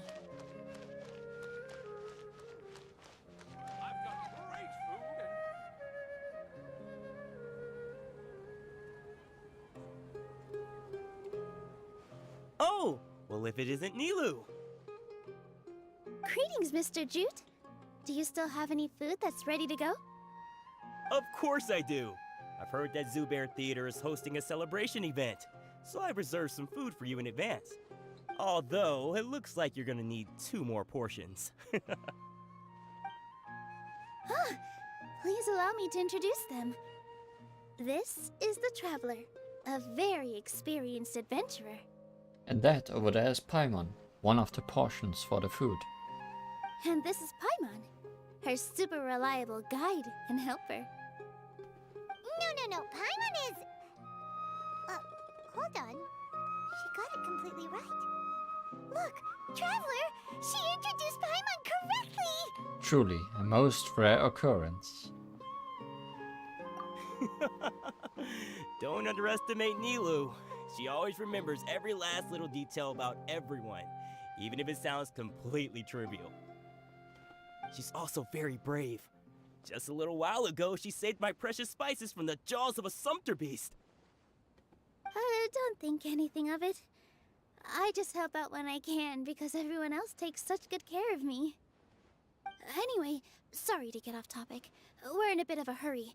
Mr. Jute, did you say you didn't reserve enough food? I was joking. Anyone who runs a business knows to keep some extra stock. After all, orders get changed all the time. Oh, that reminds me. It seems that these friends of yours aren't from here. Have they ever tried any delicious tachin? What's that? Ooh, what a fantastic idea! Mr. Jute, did you bake a batch recently? Tachin is a mixture of rice and meat that's baked into a cake-like shape. Mr. Jute adds special spices into his. Its aroma is just so wonderfully delicious. If you ever see kids crowding all around Mr. Jute's place, you know he's baking up a storm. But is it really just for the kids? Don't you often follow them in too? I just can't help myself. We're 2 peas in a pod! Who doesn't enjoy some good food? Wait here. I'll bring some over.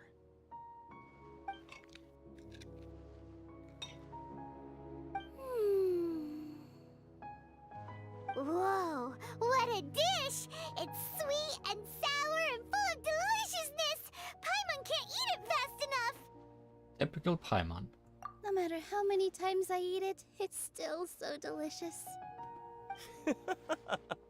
I wouldn't have offered it as a treat if I wasn't confident in the taste. I baked a lot just now, and it's all packaged and ready for you to take back to the theater. You made so much. Is it really okay to take them all? It was nothing. Making 1 serving or 100 servings is all the same to me. If anything, I should be thanking you for helping me clear my inventory. We should pay you at least. Don't worry about it. What kind of person would I be if I made you pay for a treat? Make sure you got everything. Feel free to come back anytime.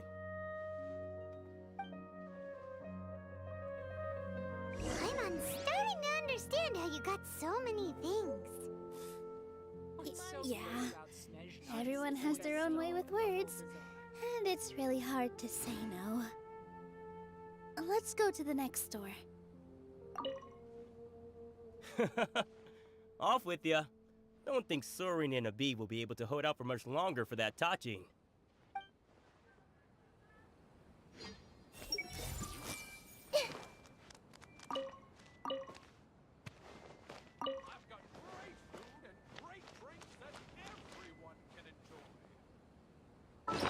Assuming that was actual food, right? Yes. Tachin. A classic staple served in large quantities. Cooked rice is mixed with meat that was marinated in yogurt, then baked until its surface turns crisp. Don't forget to add a handful of Padisara petals before serving. Both the rice and meat are enough to keep one's stomach full for a long time, making it a very popular dish at the Grand Bazaar.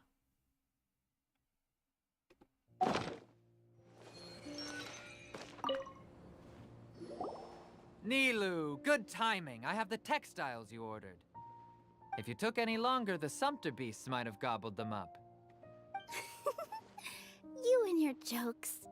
Sumpter beasts won't eat those kinds of things, Mr. Offsheen. Jude said that some sumpter beasts ate his spices. Were they yours? Oh, yeah, really sorry about that.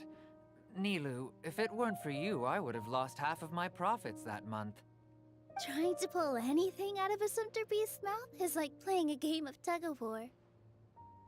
So they really do eat anything, huh? The one thing that Paimon has in common with Sumpter Beast. What's that supposed to mean? Come now. You know, sumpter beasts sometimes eat not because they're hungry, but because they like gnawing on things. The textiles you ordered are highly durable and woven from the finest thread.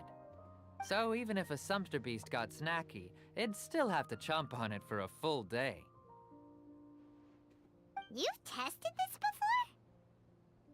before? But of course! How else could I be so trustworthy? Well, that one time was an accident. I wouldn't dare experiment with such a precious product. True. It does sound like some good fabric. Ho ho! Have I piqued your interest? If you want to buy some, now's a good time. Buy 2 bolts and get 20% off. Ooh, that's a pretty good discount. What do you think, Traveler?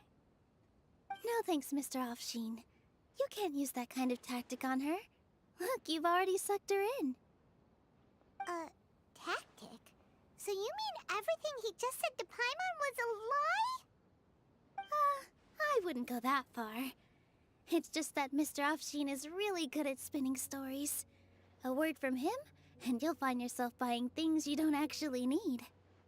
Mr. Zubair gave me a huge lecture the last time I bought too many things. Vendors shouldn't use manipulative tactics. Come on, don't look at me like that. All she got was a talking to from Zubair, while I was nearly fed head first to the sumpter beasts.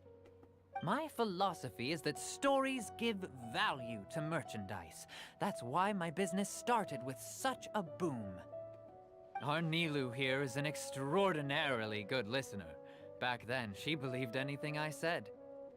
After a while, I began to feel guilty selling things to her because of how happy she looked. Though she enjoyed the stories and I the Mora, I knew she didn't need to buy that much. Anyway, since then, I've come to realize 2 things. 1, that stories should just be a means instead of an end. And 2, that there's more to business than just selling goods. It's okay. We're all friends now. There's no need to dig up the past. That reminds me. Some of the goods from my latest shipment aren't in the best condition. They're fine for general use, but my customers have high standards, and I don't have the time or resources to find new buyers right now. Nilou, why don't you take them? Huh? No, I can't do that. Just think of it as a favor for me, all right? The theater can use them for props and whatnot. It costs me Mora to store or ship, so I'm just losing money every day continuing to hold on to them. Even so, let me buy them at market value. Nah, these goods are hard movers. Besides, if I let you pay, wouldn't it mean that I'm just using stories to sell my goods again? Just take them. If you really feel that bad about it, give me some theater tickets later. Oh, yeah, you should also take some while you're at it. Adventurers are always in need of materials, right? Wow, even we get a share of this? Hurry and take it. Just looking at it all is giving me a headache. Thanks for the huge favor. There's still one more store. Are you alright holding on to that much stuff? Paimon, why don't you lend a hand? She must be tired. If Paimon were to refuse, would you then think less of Paimon than even a sumpter beast? Sorry, Paimon can't help. She already gave her hands to Tighnari earlier.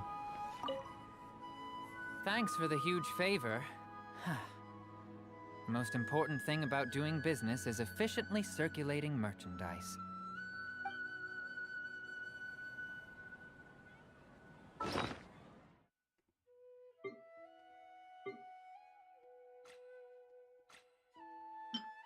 Purchased goods. Items that Nilou bought from the for the Zubair Theater. No, that's the same thing, right? I guess we just got more of it.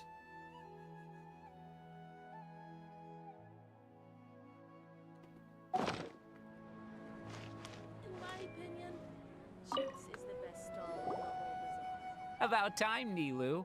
Farhad here was snooping around your props. Please, I was only looking at them to get a better idea of what your new show may be about. Wouldn't spoiling yourself just ruin all the fun? Yeah, please wait for our official performance. These two look familiar.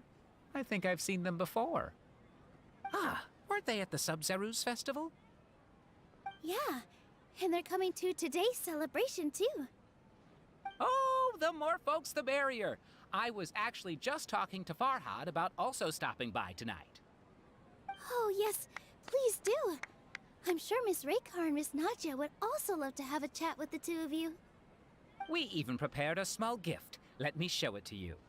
Ta-da! It's a flower wreath. I really think we should wear some of these to give the event a more celebratory feel. Wow, it's beautiful. Did you make it? Farhad did most of the work. What a surprise, huh? He actually knows a lot about crafts. Fancy. That is pretty surprising. Hey, why can't I have a little side hobby? I worked really hard on that. I know. I watched you make it. I wasn't making fun of you. All right. Why don't you also try some on? We've got some wreaths in your size.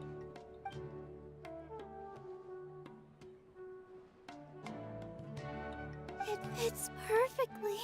More things to add to my list of clothing options I cannot put on permanently. They're so pretty! Is there one that Paimon can wear? Unfortunately, we already gave out all the child-sized ones. I wasn't expecting the theater to invite such a fascinating guest. Fascinating? Huh. That sounds kind of weird, but Paimon will let it slide. Oh, you all sure got a lot of stuff there. Let me help you carry some. I'm a porter by trade, so this is what I'm best at. That'd be great! Please and thank you. Aren't you going to help out? But we have a pro now!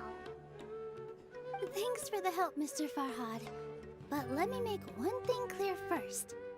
Don't try to ask about what's in the new show. Otherwise, I may not be able to hold back Mr. Zubair this time. You're so obvious that even Nilou saw right through you. Shut it. Fine. It's not like I want to get on his bad side either. Including Hushang's things, though. We'll each need to carry a box if we want to move everything in one trip. Even my strength has its limits. Paimon looks like she doesn't want to, so I'll carry a little extra.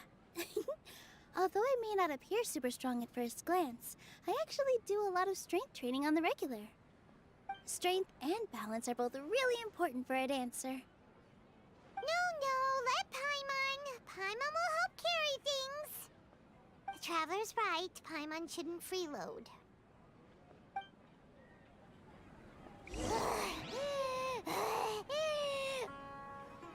Paimon can't fly anymore. Are you okay, Paimon? Paimon's good to keep going. But Paimon now understands when people say there's no such thing as a free lunch. Ah, good old character development for Paimon. I still have some stuff to sort through. Catch you later.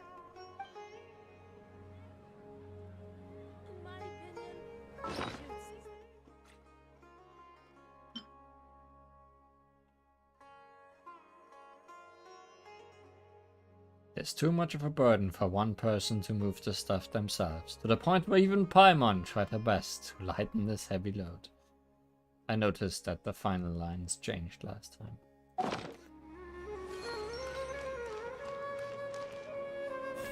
should go buy something from Jude's after work. What should I buy? Hey!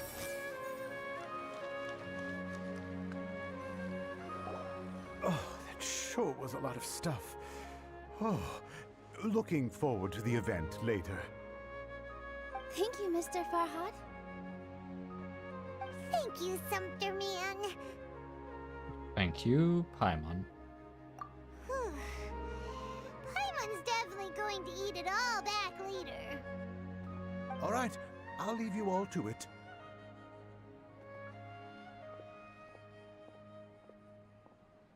See ya. Good thing we had Mr. Farhad with us, or else that would have taken way longer. The atmosphere here is nice. Is everyone always this friendly?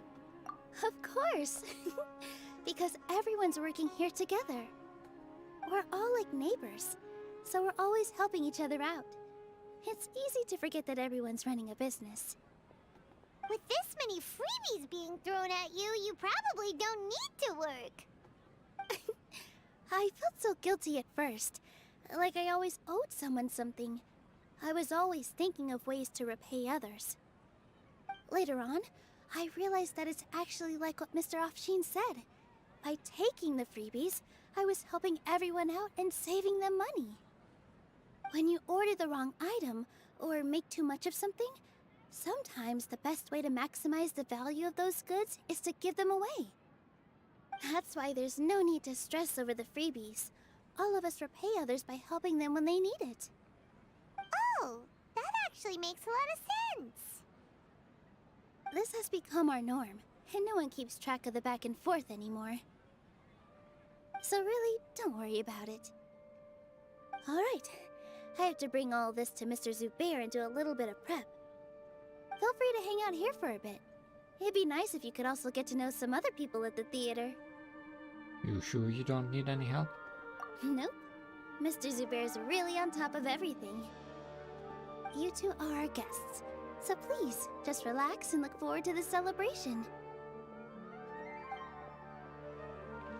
Wow, the atmosphere here is so nice. Let's take a break and immerse ourselves in this warmth.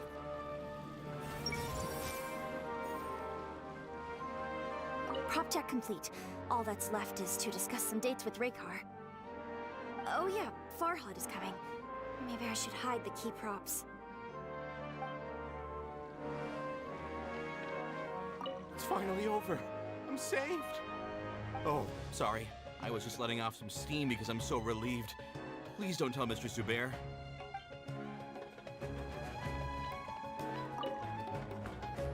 Hello. What? Who are you? You can't just go on the stage as you please. Relax, we're here with Nilou. Ah, I see. Sorry for my overreaction. I'm just, making a prop. No time for chit-chat. Is that embroidery? No.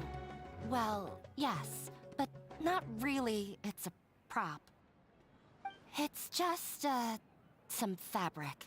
An ordinary piece of fabric that we use in a show. Sorry. I really do need to focus and start working on it. Sorry to bother you. We won't disturb you then. What an oddball. Is prop making something to be that jumpy about? Oh well, it's none of our business. I have a feeling it will become some of our business eventually.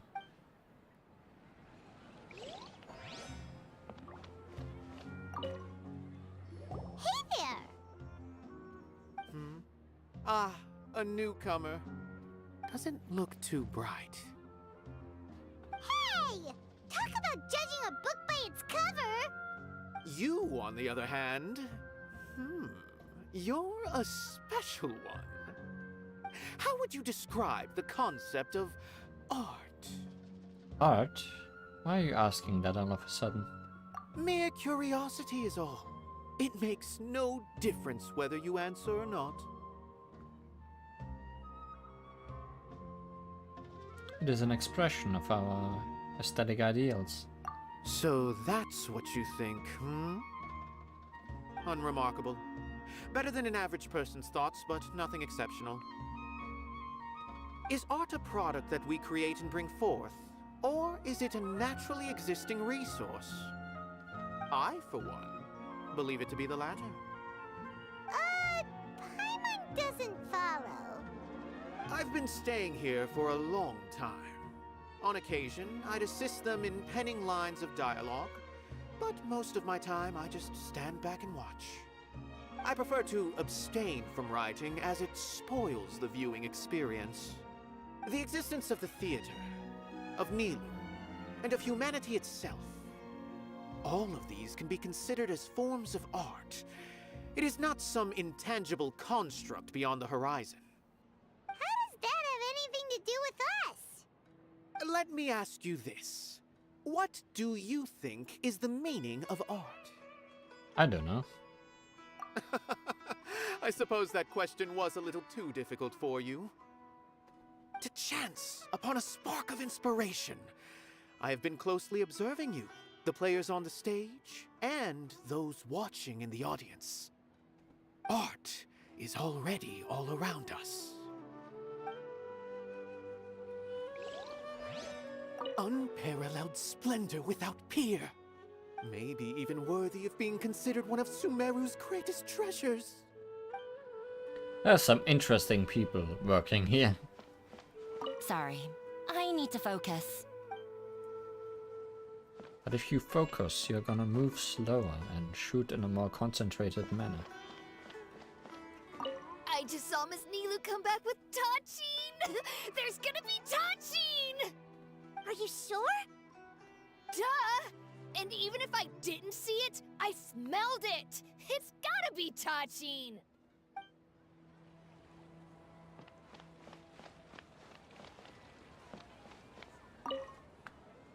Hey there, I saw you two helping Nilou move some stuff. Are you two also here for the celebration event? You got it! My name is Raykar. Nadia and I are this theater's prop engineers. I also help out with some other tasks like housekeeping. The little ones causing a ruckus are my children, Soreen and Abi. I hope they aren't bothering you. They always get really excited every time we hold a celebration event. Yeah, adorable. Yes, they are. Everyone here takes great care of them. There's good work here, the pay's always on time, and Nilou and the others will often volunteer to play with the kids. I'm quite content with this current way of life. Do you mean your life wasn't nearly as good before? Paimon. It's all right. It's all water under the bridge now. My husband and I were both adventurers, but he passed away from an accident. Material struggles can always be overcome, but ever since then, I haven't been able to spend much of my energy on anything else. But I still consider myself lucky. Mr. Zubair has helped me a lot, and the atmosphere here is tolerant and kind. Sorry for bringing up such sad memories. Oh, it's all right. I don't mind. Once the event starts, you'll be able to see for yourself the kind of atmosphere I was talking about.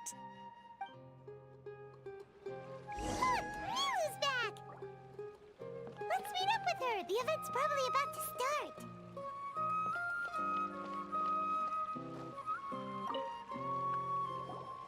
Sorry for the wait. Preparations for the celebration are finally done. I'll call everyone over, and then we can start. Let us give you a hand. Thank you.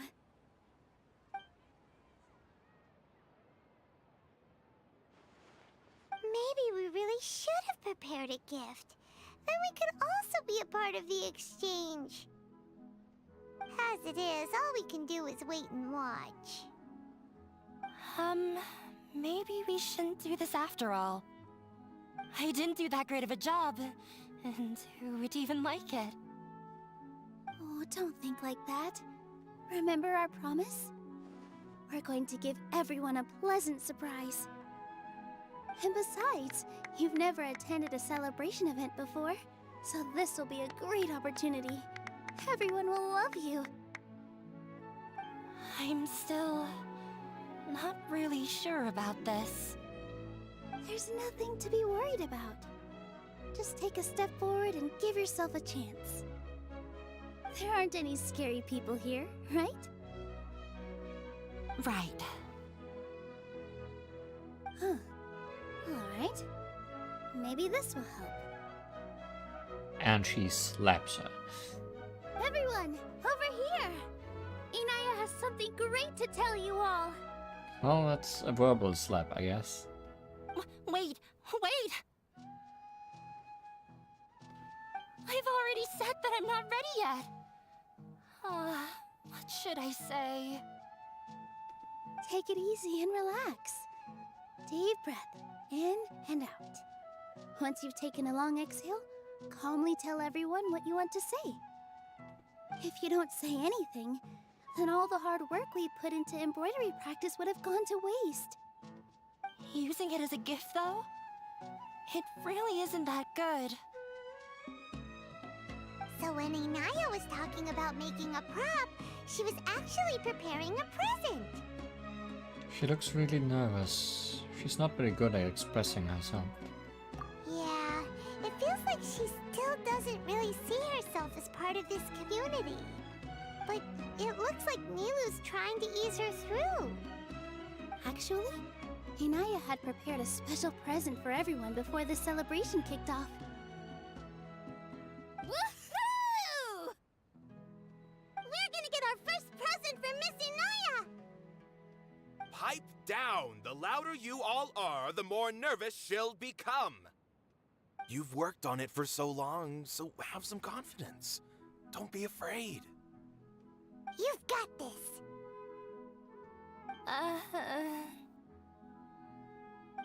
Is Mr. Zubair here? Sheikh Zubair, this is an urgent notice from the Academia. This celebration, or whatever it is, must stop at once. Ah, these party poopers. What a condescending guy. What's his deal?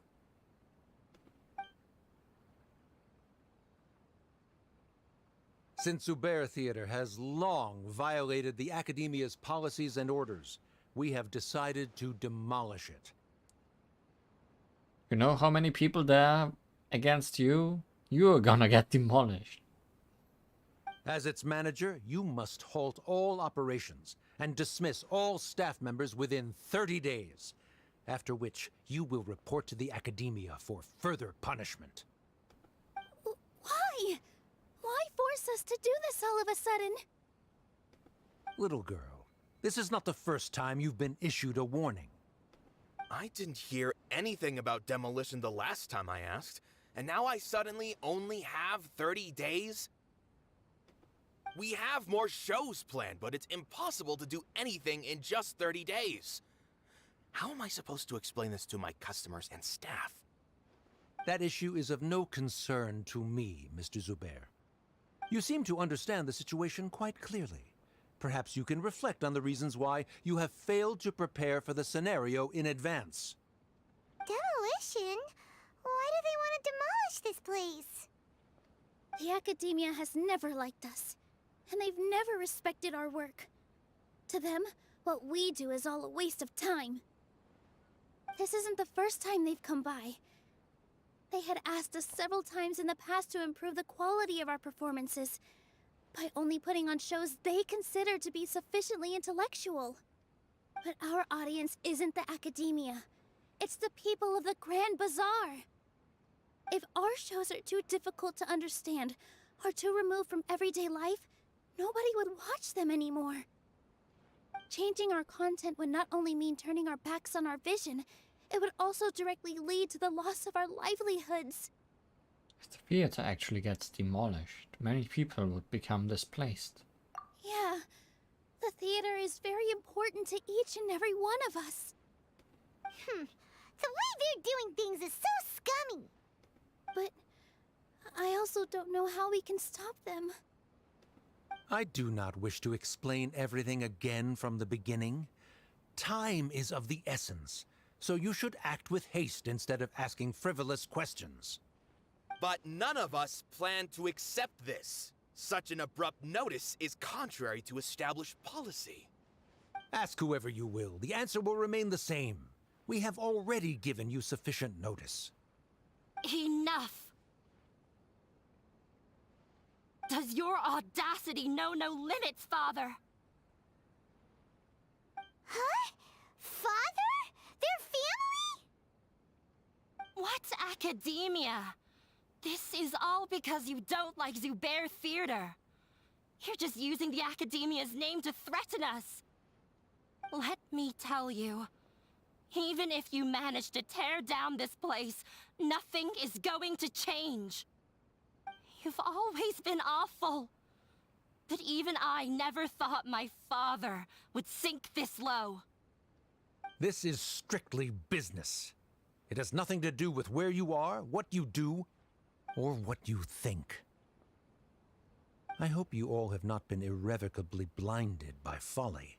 I will not waste more time on pointless arguments. Wrap everything up, and make preparations to shut down at once.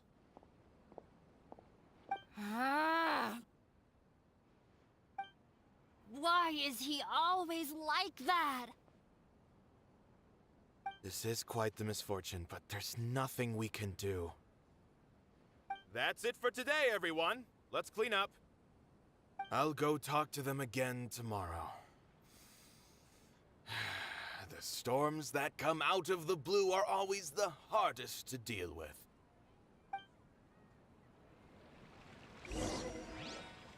Surely there must be someone at the Academia we could talk with about this. Is this place gonna get torn down?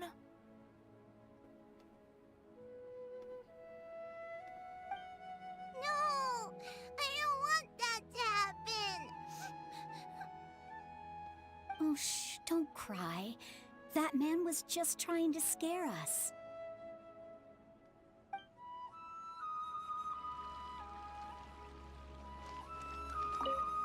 This just came out of nowhere. What'll happen next?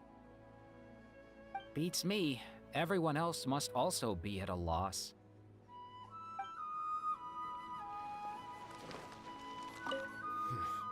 They get more and more unreasonable with each passing day.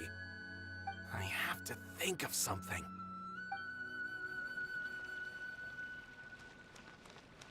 Why couldn't he just have a good faith discussion with us? There's always room for compromise. Well, if there really was, then we wouldn't be in this predicament. Sorry. My father is always like that.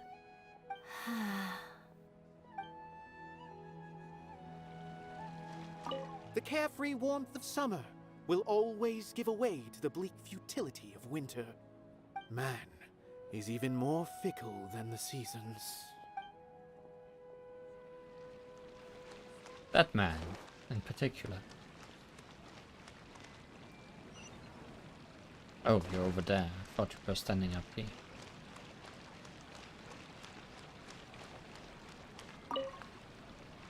Sorry. I invited you thinking this was going to be a happy occasion. I didn't know that things would turn out like this. There's no need to apologize, Nilou. No one could have seen this coming. Paimon just wishes she could have at least gotten to the food. Is what that guy said true? The Academia has already given you many warnings? Yeah, I guess you could say that. They've always seen us as being meaningless. Knowledge is king in Sumeria, and their pursuit of it leaves no room for the arts. But if that's all it is, there's also no reason to go so far as to demolish the theater. So it really has something to do with Inaya. After Inaya ran away from home, I brought her here to Zubair Theater. She really talks about her family. All I know is that she didn't get along with them. I never expected it to blow up like this. If you did nothing wrong, then there's no reason to listen to the Academia, right? I can ask Nahida to lend a hand. Nahida? You mean Lesser Lord Kusanali? she'd probably help if she knew what was going on. No matter how nasty the Academia could get, surely they can't win against Lesser Lord Kusanali. No. I wasn't doubting her ability. I just feel like we shouldn't bother her with such a trivial problem. Plus, if the Dendra Archon were to intervene, then it wouldn't feel like our victory was earned. That's true. Who cares? Let's just take him in a fight. That won't solve the underlying problem. That's true. I'll try to think of something. We can't just let everyone suffer in a perpetual state of fear and uncertainty. What to do? Can you pretend to shut down, but secretly continue to hold your shows somewhere else? Or we could go through a list of customers and try to see if anyone in there might be willing to help out. That also doesn't sound like it'll work. I think a scholar once told me that differences can be settled through a debate. A debate? Huh. Well, scholars do love to use them to solve their problems, but how would that work in this case? We just need to prove that the theater's existence has value. Oh! If we can prove to Inaya's father that the Academia's position doesn't hold water, then they won't have a reason to demolish the theater! I see. Defeating him in a debate. It's a good idea, but which one of us could hope to win against a researcher?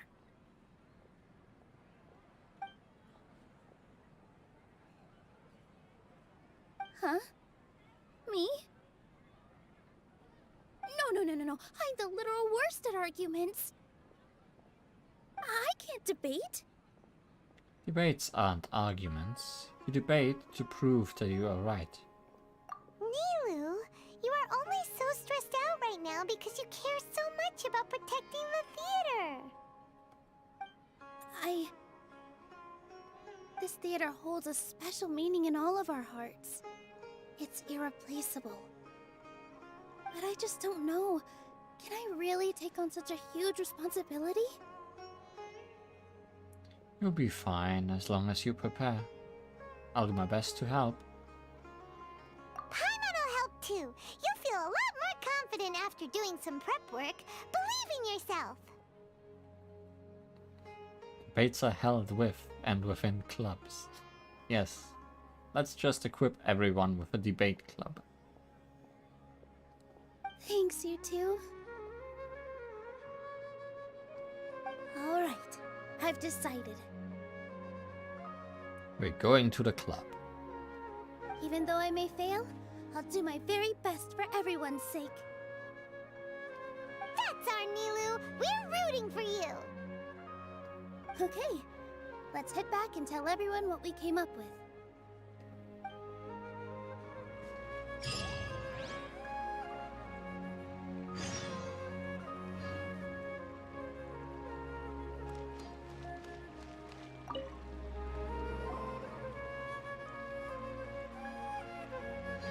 Trying to best the Academia in a debate is attempting the impossible.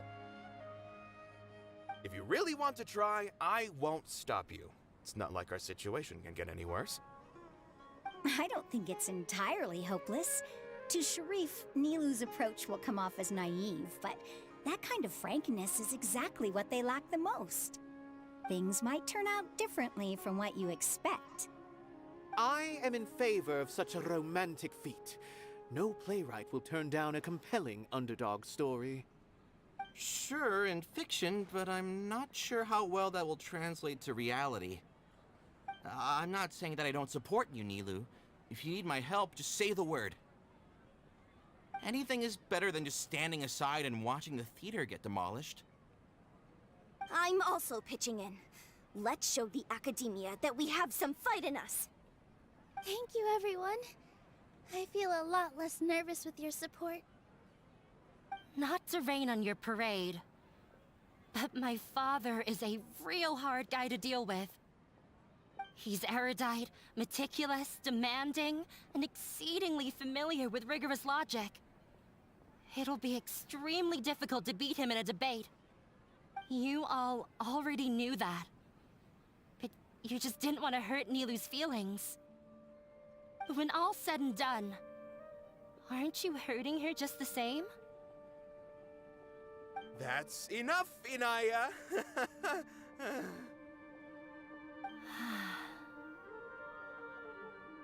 Sorry, I've ruined the mood. I just can't force myself to expect a positive outcome. Nilou shouldn't have to push herself for the sake of an impossible goal. There's nothing in this world that is impossible. Success comes from hard work.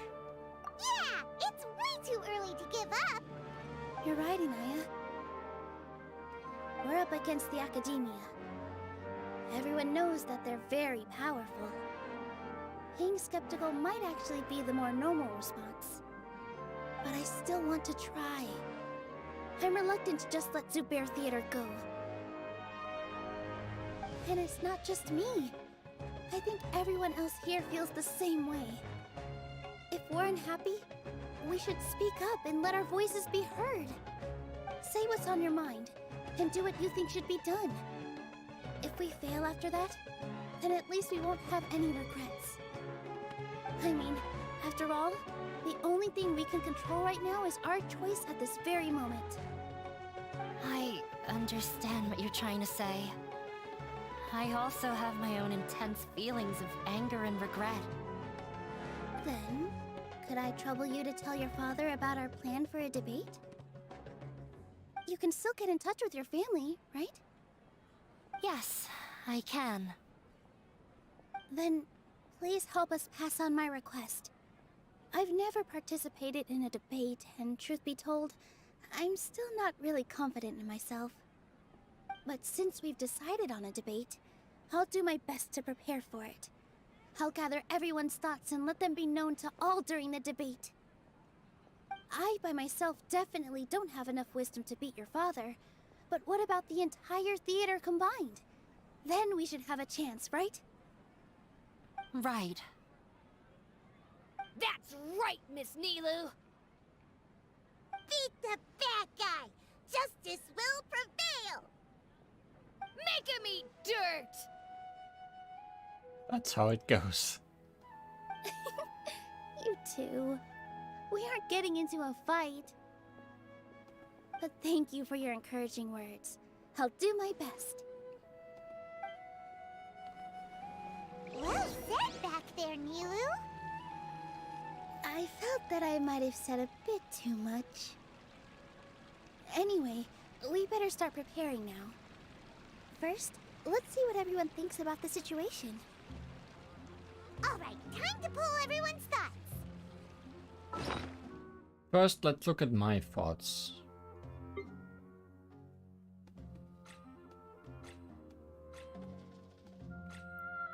Do I not have a debate club?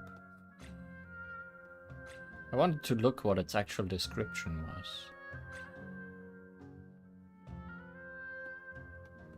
But I guess I got rid of all of them.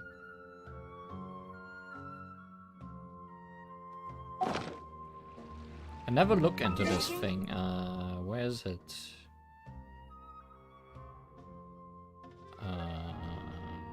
Archive? Not sure what to do next. How about I take you on?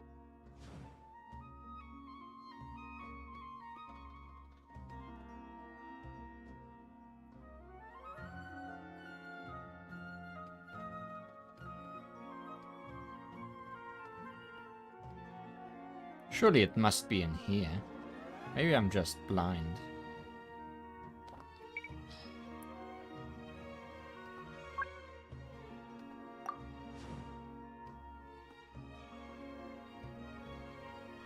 Am I blind? Debate club. A handy club made of fine steel, the most persuasive line of reasoning in any debater's arsenal. Yeah, we really need to bring one of those. We really need to bring one.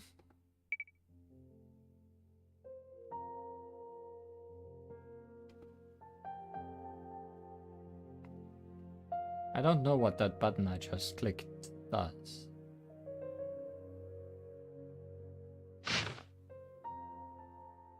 Persuasive tool sure to turn the tide of a heated argument in the wielder's favor, guaranteed to add weight to one's words, useful in any argument, no matter who the opponent, to convince them to listen to reason. In short, people listen to pearls of wisdom. Ultimately, production was forcibly ended due to mass protests. The need of the many outweigh the needs of the one. I'm glad I clicked on that button. There's so much lore in this game that I have not read yet.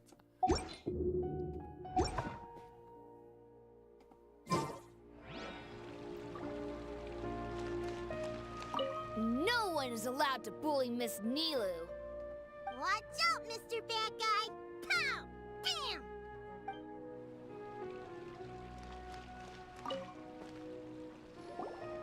Mr. Zubair, we're trying to put together a list of arguments that might be useful. Any ideas? It won't be difficult to explain our position. They're in the wrong, and they know it. I have meticulously managed this theater's affairs for years, and I have abided by every procedure and obtained every permit. I did all of that to protect ourselves if something like this were to occur. I didn't expect them to disregard the rules altogether. This might have something to do with Inaya. Yes, I know. But anyone who's staying at the theater is one of us. If I can't even protect the members of the theater from outside pressure, then I have failed in my duty as a manager. In summary, you need sufficient confidence and strict adherence to the rules. At least for now, they don't have the authority to demolish the theater. As long as you double down on that point and force them to concede it, you'll gain an advantage. All right, got it. I've seen many situations like this before. The academia sure likes to get its nose into everyone's business. While you prepare for the debate, I will also prepare the theater for the potential aftermath. It's best to prepare for the worst outcome. Once you're done chatting, do me a favor and tell our customers that we're canceling all of our shows. Do we really have to? Right now, no one's in the right frame of mind to perform. I have to consider both our staff and our customers. This is the only way. Nilou, you are incredible. With your talent and youth, you had the least to lose out of all of us. And yet you were still the first to take a stand. I've never thought about leaving your theater, Mr. Zubair. I truly love this place, and I want to keep dancing here. I also want to keep dancing with everyone else. You're becoming more and more like her. Do your best. We'll do all that we can, and leave the rest to fate. Her? My teacher. She was an excellent dancer, but she's retired now. If we have time later, I'd be happy to tell you more about her. When the day comes, I'll get my friends and the theater's customers to come and support Nilou. If anything goes wrong, I'll have them scream and shout and drown out whatever Sharif says. I can't do that? Fine, I'll think of something else. You're not the smartest, but at least you have the correct mindset. Due to special circumstances, all theatrical performances have been cancelled and the resumption time has yet to be determined. Sorry about the inconvenience.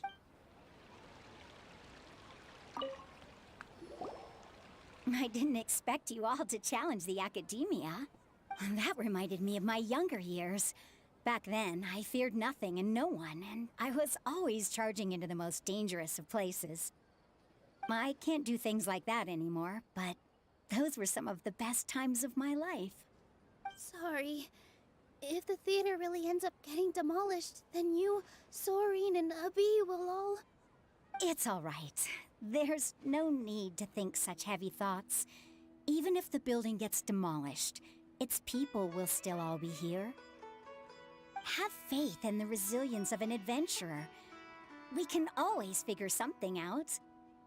But won't you have regrets if things just come to an abrupt end? It'd be like when you were forced to stop adventuring. Ah, so that's what you were worrying about. Relax. I've had a lot of experience with regret. Things are painful at first, but as they say, time heals all wounds. Look at us now. Serene and Abi are happy. And Serene has also just passed his theater exam. He can start acting soon. He was thrilled because he can soon perform on the same stage as you.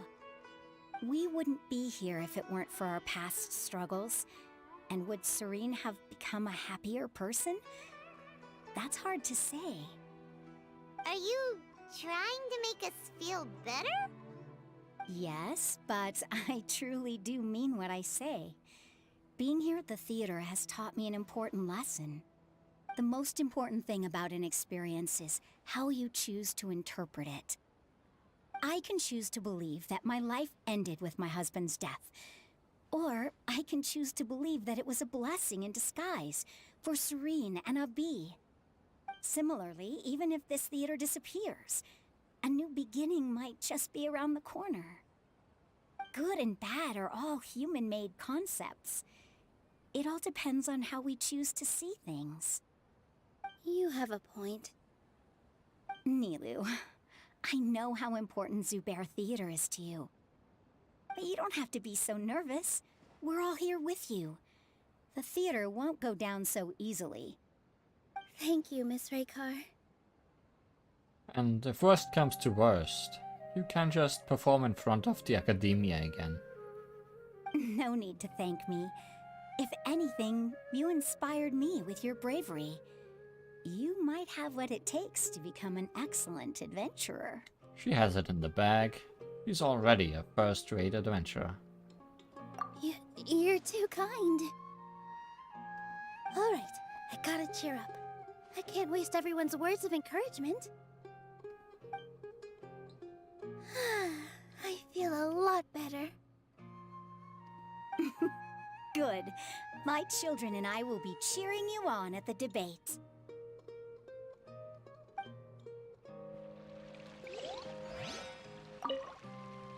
Consider this as a trial by fire. No matter the outcome, there will be treasure at its end. Treasure?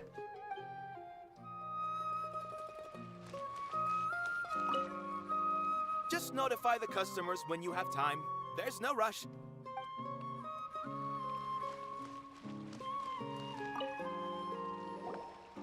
Paimon doesn't really want to talk to him. So, you've already developed some prejudices against me. And to think, I was just about to put forward a suggestion. Oh, Paimon will listen to that. Although, I know not if you have a new answer to my previous question. Now seems like an appropriate time to revisit it. What do you think is the meaning of art? Oh, this again? We probably do need to tackle this question if we want to prove the value of the arts. I don't know how to explain it, but all I know is that when my performance makes the audience happy, I also become very happy. Does that count as a meaning? You answered him so seriously. Careful, Nilou. This guy's ramblings never make any sense. No. Nilou's answer far surpasses yours, and it is close to my own. The meaning of art comes not from its creators, but from its audience. In other words, only art that can be appreciated by others will impart its essence and value upon the minds of its audience. This is something that the Academia can never understand. You seem to have many stories of your own. I once pursued the mastery of art, much like how a researcher would chase wisdom and knowledge. However, the more of a connoisseur I became, the less I felt I understood. I began to question what it truly meant for art to be understood at all. I found that I could comprehend even the most complex and sophisticated of works, and yet somehow that provided me with little solace. I remained even perplexed about this conundrum until I visited this theater and watched one of Nilou's performances. It was that life-changing? Everyone here had a joyous part in the overall experience. The actors upon the stage basked in the love of their audience, while those in the house immersed themselves in the wondrous ambiance. In all honesty, from a purely critical point of view, the performances here are exceedingly average. Hey, don't say something like that. But what bewildered me was how, despite the performance's middling quality, they captivated their whole audience. They captivated even me. I realized then that I had walked the wrong road. The mastery of art was never what I truly wanted.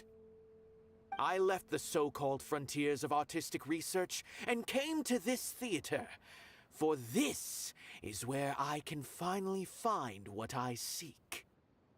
Art will no longer be a castle in the sky. Whether it be inspiring or entertaining, art must be appreciated by others to confer value.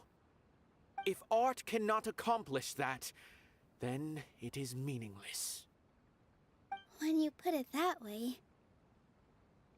Mr. Zubair and I refused to follow the Academia's orders to change our shows for a similar reason. To put it simply, we were afraid that our shows would lose their meaning if people couldn't understand them. I once stood in the spotlight, but I relinquished fame and acclaim for the freedom I enjoy today. I care not for where my feet may take me next, but Nilou, you need to remember one thing. You already stand upon the finest stage there is, and that is a rare gift that should never be taken for granted. You cannot give it up, not even to the Academia. I understand. Thank you for your words of encouragement, Mr. Kasani. Dust the cobwebs away from the eyes of those scholars. You really seem to care a lot about the theater. Once you get to know him, you'll realize that he's actually a big softie at heart. He'll even help out with furniture repair and painting the stage. Wow. Paimon didn't think he had that in him at all.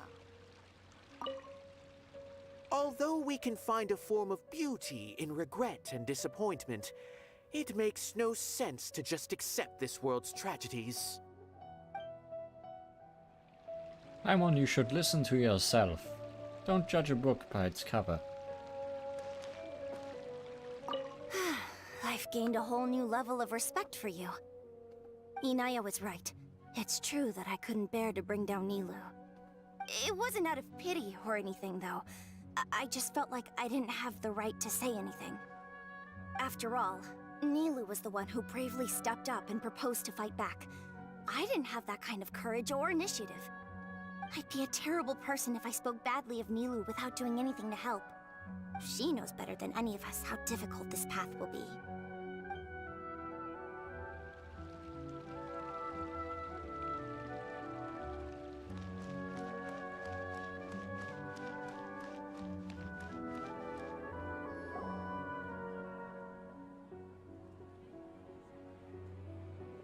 You're here. Is the theater actually closing?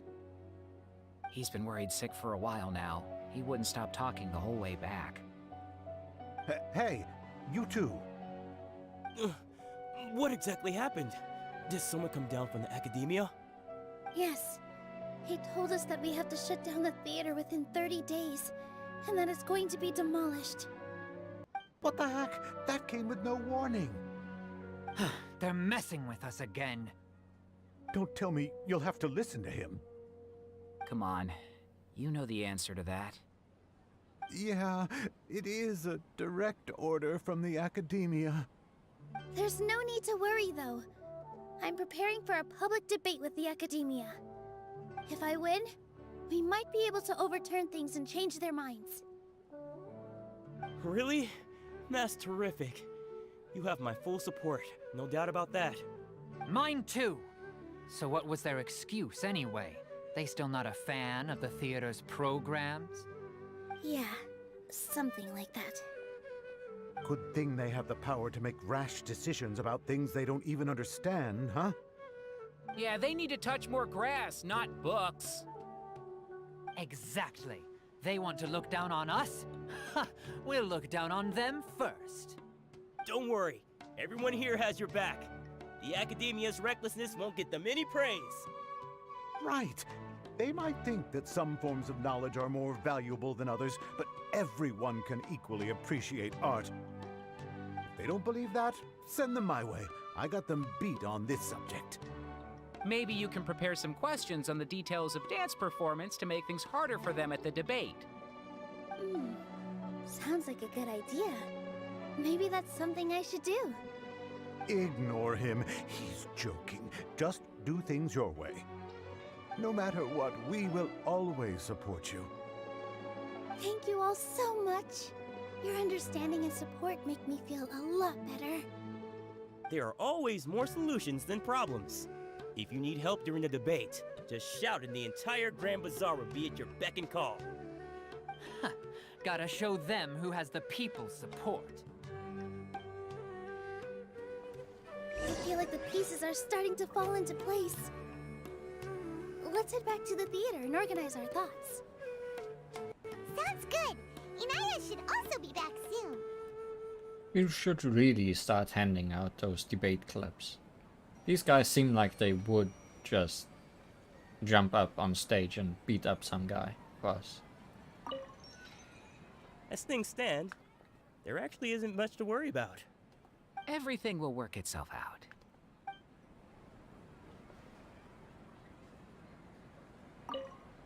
As things stand, everything will work it.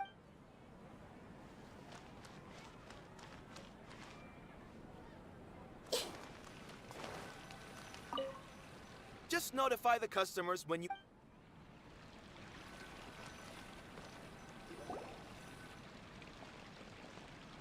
Abby? Have you seen Miss Inaya? No, Miss Nilou. Miss Inaya isn't back yet.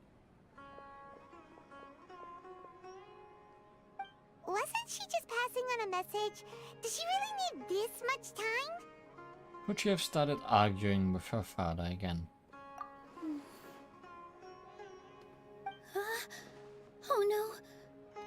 Traveler, Paimon, I think I've messed up big time. What if Inaya never planned to come back?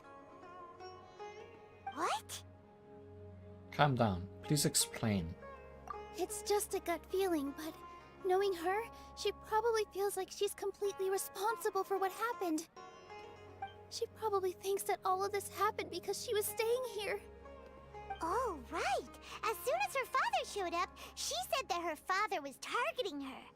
So she's felt like that this whole time. She has a long-standing conflict with her father. That's why she ran away from home. She doesn't think that we can win the debate, and she doesn't want to implicate us, so she thought leaving was the best thing to do. So even after we decided to go for the debate, she still couldn't bring herself to support it. And then she just quietly left afterward. She's too harsh on herself. No one should bear all the blame. Exactly. She's being too pessimistic. How will you know if you don't try? Anyway, first things first. We have to get her back. But where should we start? Sumeru is huge! I think I might know.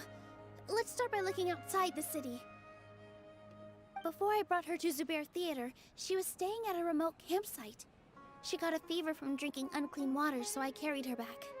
If she has nowhere else to go after leaving the theater, she might go back and strike out on her own again. Then let's go take a look. Yes, let's hurry.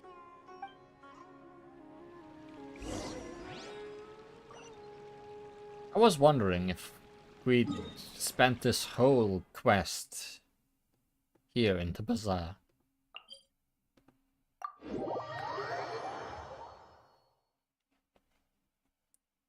That would have been an interesting dynamic. especially compared to all the teleporting during Tighnari's quest.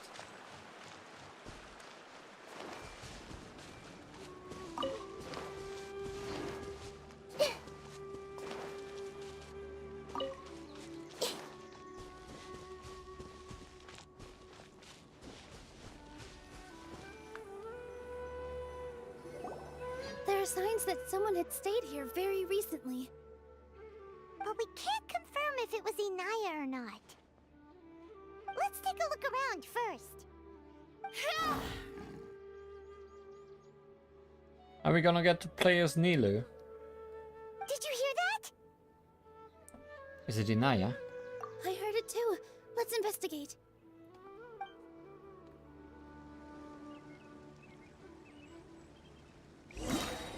Indeed. We got to play as Nilou a little bit during the main story. We didn't really get into combat with her. Yes, we're almost there. But I don't think we'll get enough combat here to really explain her. Especially with the time limit.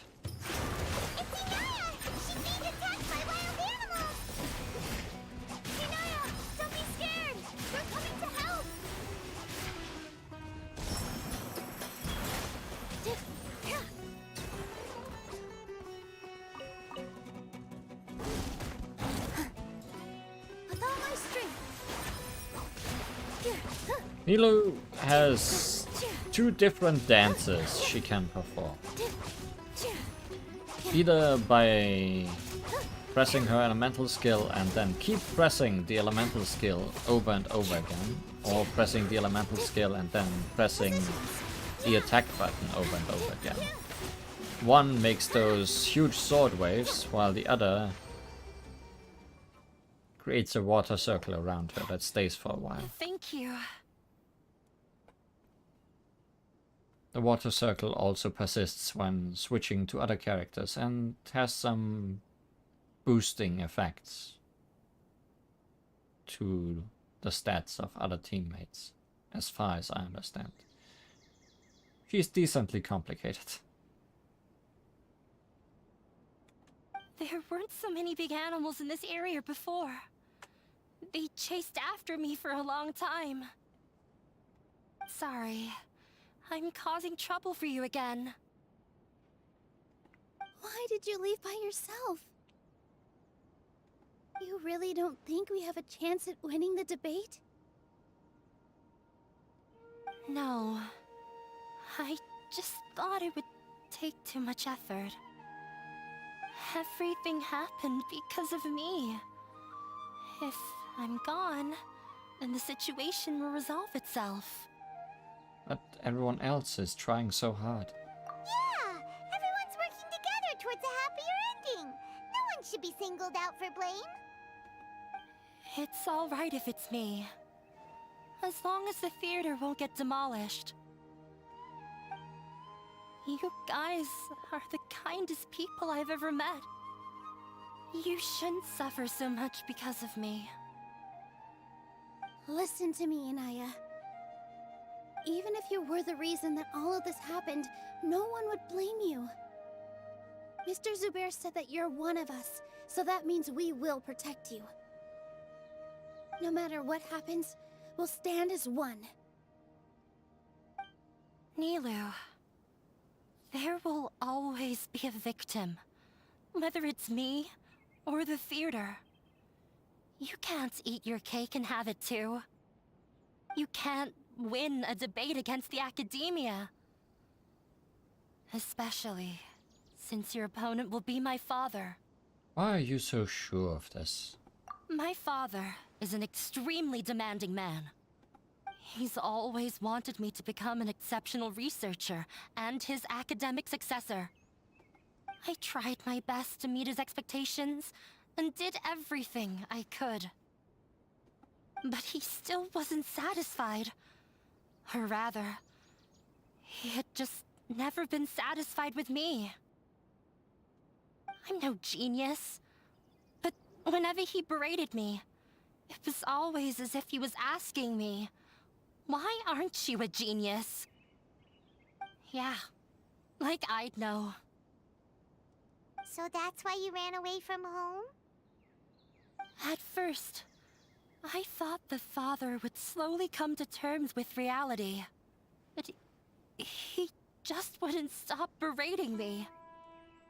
For one exam, I earned the 3rd highest score. I thought that all my hard work had finally paid off, and that I could finally make Father feel some modicum of joy. I even used the embroidery skills I learned at school to make a commemorative gift for him. I thought, even this daughter can make her father happy sometimes. Right? I see. When we were embroidering your gift before, I didn't feel like you were new at it. Yeah. Sorry for not bringing it up. These are not pleasant memories for me. I was tired of him yelling at me every day. All I wanted was to see him smile at me. But he was more angry than ever before once I'd given him my embroidery and told him my score. He flung my present to the side. You think you should be proud of 3rd place? Reflect on why you weren't 1st. I forgot how long I'd cried for. I only remember my parents arguing. My mother also thought he went overboard. They argued for such a long time. My father eventually stormed out and slammed the door behind him. I didn't get a single sentence of apology, or any words of comfort. I've completely given up. We're destined to never understand each other. How horrible! I don't think you can beat him in a debate. Because he doesn't even understand what kind of place a theater is. He can never understand the relationship performers have with their audience. His life is devoid of camaraderie or friendship. He just wants everything to happen according to his wishes, as if the world revolves around him. What we cherish, our little place in this world, means nothing to him. It sounds like your past has had a huge impact on you. I understand now, Inaya. But when we were preparing for the debate, I heard something quite wise. Maybe it'll help you.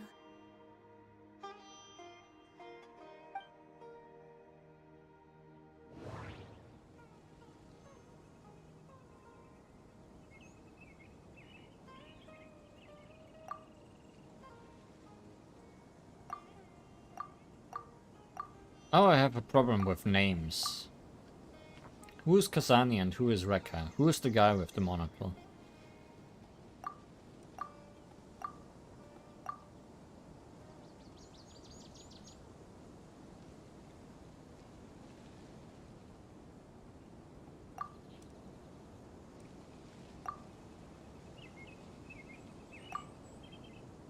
Art must first be appreciated by others to confer value. No, there should be something else that's more relevant. Really? The most important thing about an experience is how you choose to interpret it. Miss Raykar has gone through a lot in her life, but she told us that she's very happy to live at the theater now. Sure, I guess that works too. Although she ran into misfortune, it led her down a new path in life. She sees that as a blessing. She told me that the most important thing about an experience is how you choose to interpret it. Am I gonna have to put words in her mouth for the debate? Because that's not gonna go well, I have a feeling. Interpret it? I can sympathize with your unhappiness at home, but after you ran away, you ended up at the theater and became one of us. Those unhappy experiences allowed you to really cherish your bonds with everyone, and also gave you the opportunity to become friends with us. Don't let your past suffering keep you from the new life that you've worked so hard to find. Oh. Let the past stay in the past. You don't have to be so hard on yourself anymore. This is your new beginning. When I ran away from home, I swore that I would leave my family conflicts behind. But you're right. All I'm doing now is falling right back into it. Maybe you'll disappoint him, but that doesn't matter. You have a new future waiting for you. Don't let go of the answer you've worked so hard to find. That's right. If we put our heads together, there's bound to be a way. You're right. There's nothing to be afraid of. I'm not trying to meet his expectations. So why should I give up because of him? I can't afford to lose anything more. We have to win. The debate will not only protect Zubair Theater, but also allow me to settle things with Father. That's right. That's the spirit! Let's go. I'll tell my father about the debate. Or you haven't even told him yet. I know him very well. Even if he looks down on us, I know how to make him accept. All right, let's go.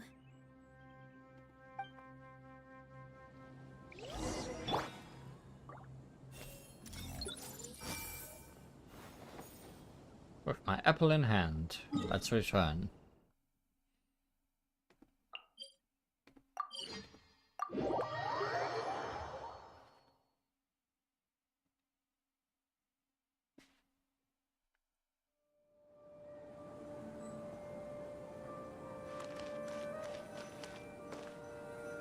Well, I'm off to meet with him. Please wait here for me.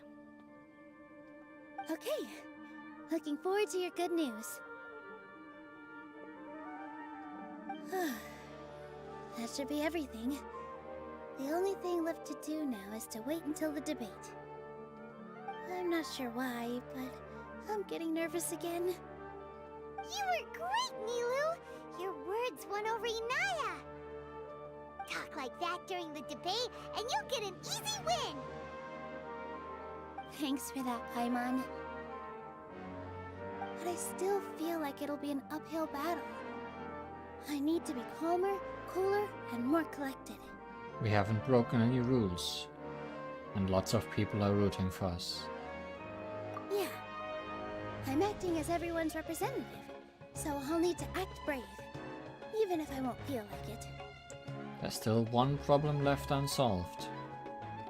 Huh? What's left? The theater's existence. Is it only for art and performance? Huh? What a strange question. Isn't a theater just a theater? Why would it need to be anything else? Wait. You're not asking what the theater does, but what it is. It feels like a home to you guys, I would say. Let me think. How can I put this?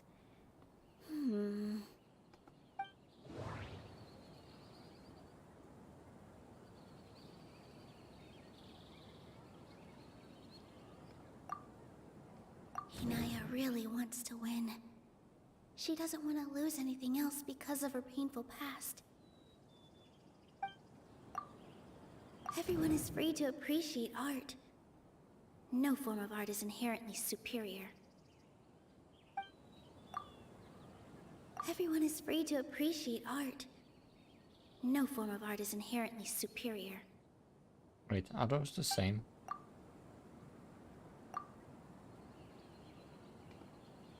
Everyone is free to appreciate art. Mr. Zubair has been meticulously managing the theater. Everything checks out. Art must first be appreciated by others to confer value. The most important thing about an experience is how you choose to interpret it. Ah, got it. When we were trying to find a way to save the theater, we heard many stories not of the theater, but of the people whose lives have been touched by it. Zubair Theater is our reason for coming together. It connects us all in unique ways.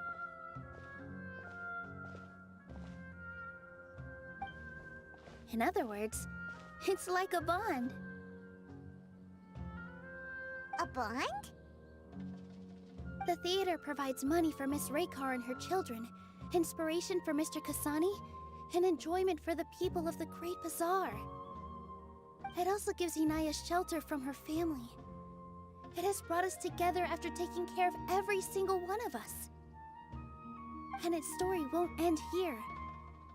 In the future, many more people will come to the theater and receive its blessing. And we'll all be there for them. Our warm, welcoming community will show them the same kindness we were shown in the past. Aside from the delivery of performances, isn't this another reason for Zubair Theater's continued existence? Yeah, that makes sense. We definitely felt that warmth during the preparations for the event. But Paimon doesn't see how this will help in the debate. Inaya said that her father doesn't care for interpersonal relationships. This may be his weak point. Oh, gotcha! No matter how strong an opponent is, they'll have to go on the defensive if pressed on a weak point. I feel like that's another prong in our attack. Thank you so much. Paimon also feels a lot more relieved. Let's show him what we got! Sorry for the wait. I'm back. Things went a lot more smoothly than I expected. It didn't take long for him to accept the debate. It is set for 2 days from now. Why are you all smiling so much?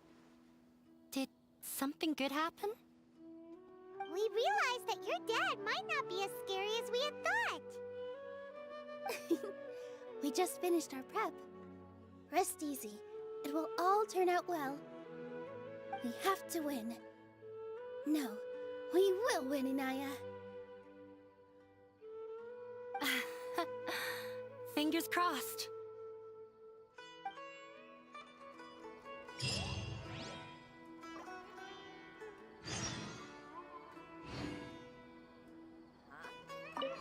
Everything is ready. The only thing left is to wait until the day after tomorrow. I hope I'll actually be able to get some sleep over the next 2 nights.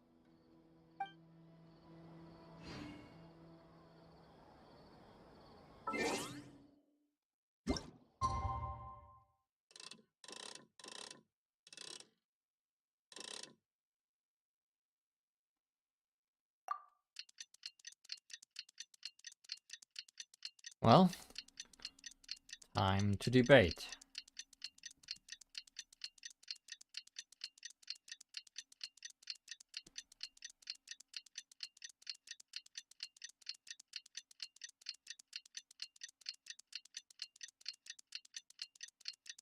In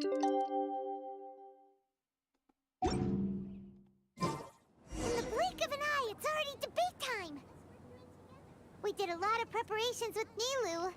Hopefully they were helpful.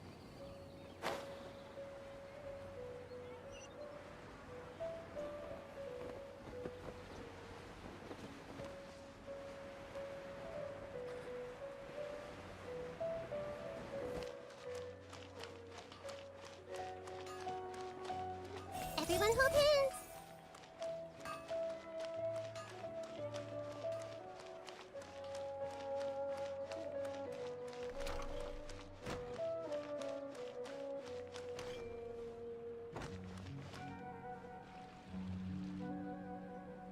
Hello and welcome, everyone.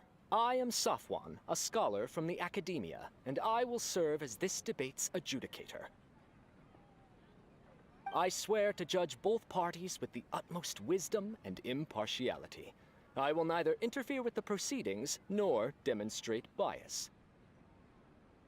I ask for both parties to stand. May the Dendro Archon also serve as a witness to this duel of wits. Since you so desperately demand an explanation, I will expound on the Academia's stance. You may have misunderstood us from the outset and believe that the Academia is prejudiced against you. However, the truth is that the Academia wishes for every resident of Sumeru to be afforded opportunities to grow and cultivate their wisdom. Therefore, the works they consume should also possess enlightening qualities and intellectual value. We have failed to identify these qualities in the shows performed at Zubair Theater. In other words, instead of struggling against the Academia in pointless confrontations, if you had spent your time reflecting on improving the quality of your shows and enlightening your audience, Zubair Theater would not be today facing such a tragic fate. Aggressive from the get-go. He's really putting on the pressure. Can Nilou stand her ground? Calm down, Nilou.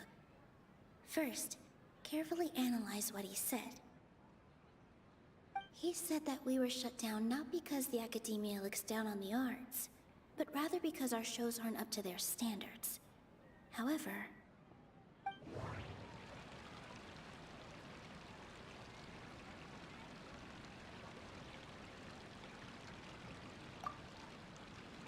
Mr. Zubair has been meticulously managing the theater. Everything checks out. Art must first be appreciated by others to confer value. Everyone is free to appreciate art.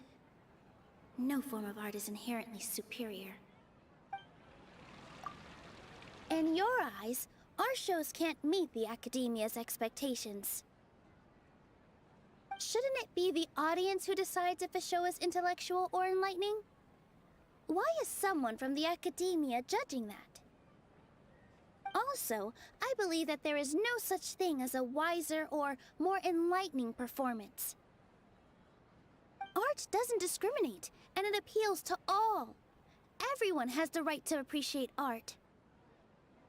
Appreciation is but a primitive form of satisfaction. Guidance and enlightenment are necessary if we are to induce growth in the performers as well as the audience.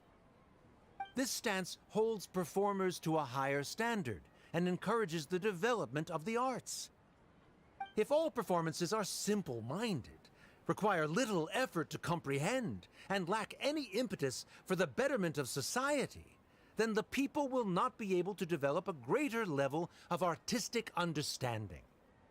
Nurturing the populace's understanding requires a long and arduous process, and guiding this process is the Academia's true goal.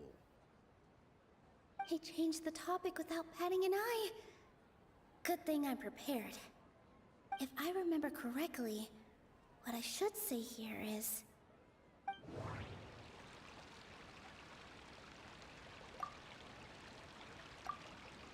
Someone at our theater has tried that before. He was a famed artist, but he recognized that very few people could connect with his works. I agree that art should be enlightening, but we can't pursue that goal by creating complicated works. If a work can't tap into an audience's personal experiences or feelings, then its contents may as well be a castle in the sky. What's the point of performing a show that its audience can't even follow? That would only be forcing people to watch something they don't like. You can only reach that conclusion from a place of ignorance. In that case, before passing judgment, you should first become a better dancer than me. You tell them, Nilou. Looks like he's backed himself into a corner.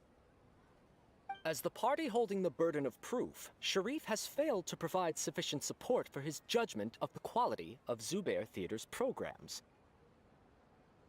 Likewise, the definition that Nilou put forth is but her personal opinion. Neither party is the victor for this particular point of contention. Additionally, I must request that both parties exercise greater control on their emotions. Keep it up, Nilou! You're doing great! In that case, I shall speak of more concrete matters. The essence of this issue is that you have violated the law, so you must now pay the price for your transgression. This course of action is also completely procedurally sound. We have already contacted Zubair Theater multiple times regarding the theater's repertoire. However, you have consciously ignored our warnings, or perhaps your compliance was purely superficial.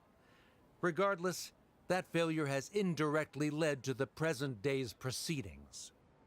That is indeed so, according to the laws decreed by the Academia. He started talking about procedural stuff, so I need to focus on...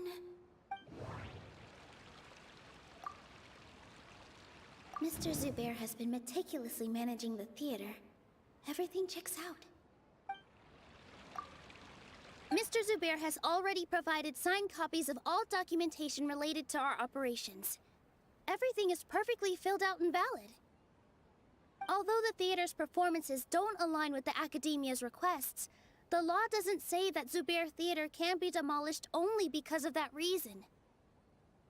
Demolition notices need to be provided in writing and made available to the public. Otherwise, the theater can continue to operate as long as its license is valid. Failing to follow these rules makes your stance procedurally unsound. Yeah! Yeah! Oh, I'm just not talking. I'm concentrating on the debate. That's right! There are different ways to apply the rules. There is precedent for this. So long as this matter is discussed within the Academia, this course of action will come to pass. Looking at the past 27 cases of similar nature, 90% of them support Sharif's claim and position. However, the demolition process in those cases was only started after discussion at the Academia. In other words, premature notice of demolition is indeed a rash act. That's more than enough. We've proven that the order is unreasonable as it currently stands. In your face, Sharif. Cease your futile resistance. Nilou's definitely won this point, right? She still can't let down her guard. He'll bite back. You're right. Stay focused, Nilou. Even if permission for demolition has yet to be obtained, it is a fact that your performances violated the Academia's policies on numerous occasions. Based on that fact, we can permanently revoke your right to perform in Sumeru. Gasp. Under the current system, it is indeed possible to immediately revoke Zubair Theater's performing rights. That's a thing? Gasp. I figured. That's his backup plan. Rather than protecting Zubair Theater, I surmise that your true intention is to maintain your hold over your audience and their patronage as your source of income. Without them, Zubair Theater is nothing more than an empty building. And without its performances, the theater has nothing else of value. What you said isn't true at all. Gasp. Keep it cool, Nilou! Don't get riled up. He's intentionally provoking you. Those sound effects. I need to keep calm, but he... Just a little more. Zubair Theater isn't just a performance venue to us.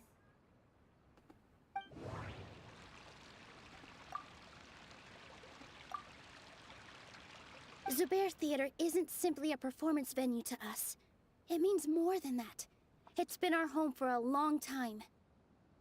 Miss Raykar can't go on adventures anymore, but she has found a stable career and a new life at the theater. Her son, Soren, has already passed his theater exam, and he'll soon be our newest member. Mr. Kasani found a new way to look at art. He decided to stay at the theater to watch us grow. Mr. Farhad and Mr. Hushang visit even when there isn't a show going on, and they always tell us lots of entertaining stories. Even Inaya wants to stay with us, and she's starting to look forward to a new future. Zubair Theater exists for them, for every single one of us. Perhaps Zubair Theater has provided you with a multitude of positive emotions and experiences. However, you have misconstrued something, young miss. The interpersonal relationships you speak of were established upon normal theater operations. Sheikh Zubair operates the theater for his livelihood. His employees work for their wages, and the audience comes to enjoy performances. Relationships are merely a byproduct in this exchange of interests. They may be pleasant and captivating, but they can only ever be secondary. When scholars collaborate to solve difficult problems, we freely share our knowledge and resources with one another as if we were all kin. However, this collaboration ends after the results of our work are published. The reason is simple. We are scholars, and there are new projects that await our attention. He really doesn't think much of relationships. Paimon also thinks he did a lot of prep. He's been solid as a rock. Sharif's argument is currently the more persuasive of the two for this point of contention. The continuance of the interpersonal relationships Nilou spoke of remains hypothetical before the theater's demolition, whereas the situation that Sharif described has been well documented at the Academia. The Academia has made significant academic contributions, in no small part due to its researchers' efficiency and ability to compartmentalize. Oh no, what should we do? Things are going in the opposite direction. Patience, Paimon. Nilou might be setting him up. A setup? So Nilou's got him? Good. He said what he said. The next argument could decide this debate. But is this really the best thing to do? It might be too cruel to Inaya. My, you're giving me lots of choice. But it was the obvious choice anyways. Inaya really wants to win. She doesn't want to lose anything else because of her painful past. Here comes my debate club. She already agreed to this. She wants to win, no matter what. Me too. Mr. Sharif believes that interpersonal relationships are a byproduct of working towards a goal. Once that goal is achieved or abandoned, those relationships would have no more reason to continue. Then, if someone has failed to live up to his expectations... If someone has failed to live up to your expectations and ran away from home, then she shouldn't be your daughter anymore, right? Inaya... Sorry, Nilou. As expected, I should be the one to say it. You don't need to shoulder this responsibility for me. But you're breaking debate rules. You're gonna lose anyway.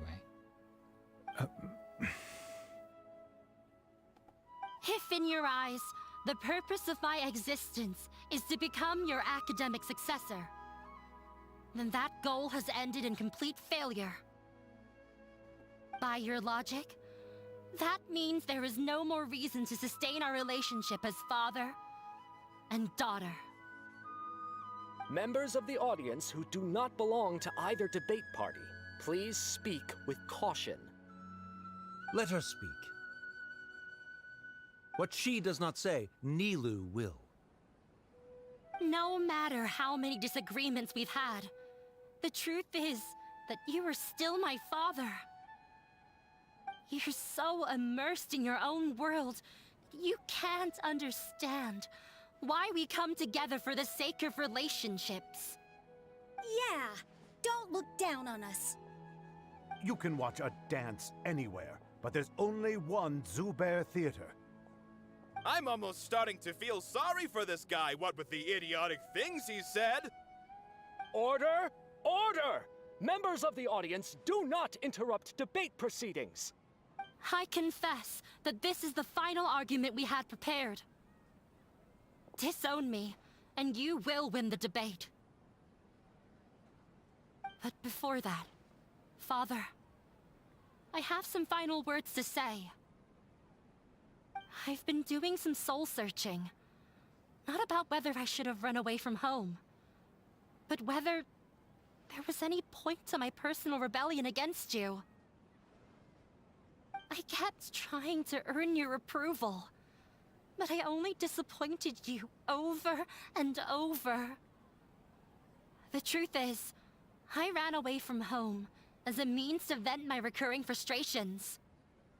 That is to say, I was exerting pressure on you, and hoping you'd give up on your lofty expectations. But by doing that, wasn't I just doing the same thing as you? I won't force my expectations upon you anymore. At Zubair Theater, I have found the life I've always wanted. I will move on from my family troubles and strive towards my new goal.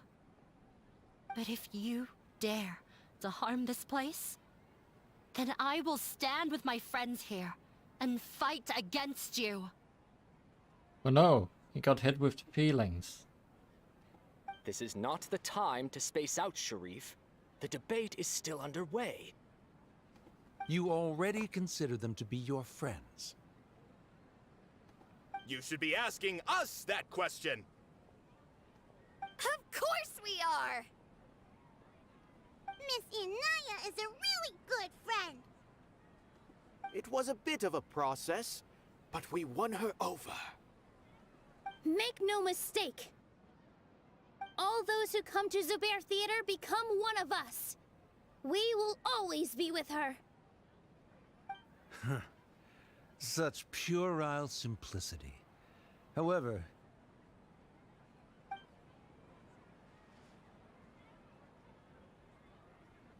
it is surprisingly a relief.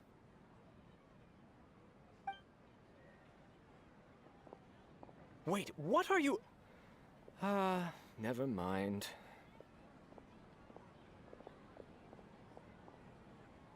They left? Does that mean we've won? We won? I guess you won. Nilou, you're amazing! Fantastic job. Inaya was also brilliant.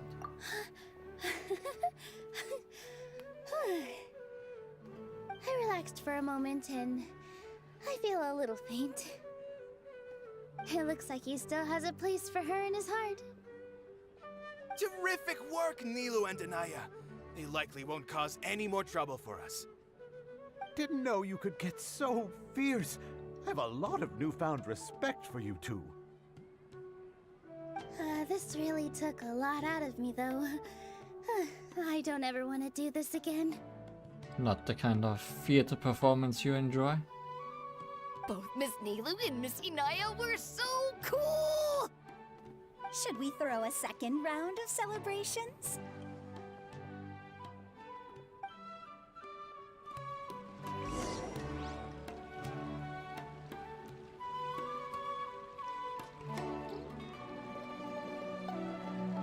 Yeah, I also found it funny how that totally impartial guy just ran after him. I'm not so sure how impartial you can call him, considering he was from the academia himself. During the debate, you said that you found a new wish. What was it? I actually want to learn how to dance from Nilou. That's a great wish. But with your shyness, are you really going to be okay going up on stage?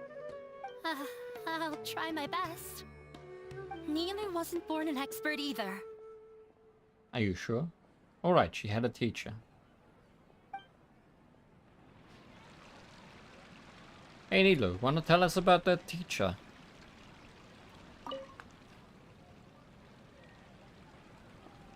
Oh, it's you. Feeling any calmer? Yes, I feel a lot better. The more I think back on everything, the more surreal it all feels. I don't think I could repeat what I did a second time. All of our preparations paid off. Yes, and it's all thanks to you. Now that I've heard everyone else's stories, I want to hear yours. I see. You mean how fate brought me to the theater, right? Then I'll have to tell you about my teacher who Mr. Zubair had mentioned. Mr. Zubair opened his theater when I was still a child. There was a beautiful dancer, and from the moment I saw her, I couldn't look away. I thought to myself, the gods must have blessed her with such talent. But later on, she would actually smile down at me and say, just the opposite, in fact. The opposite?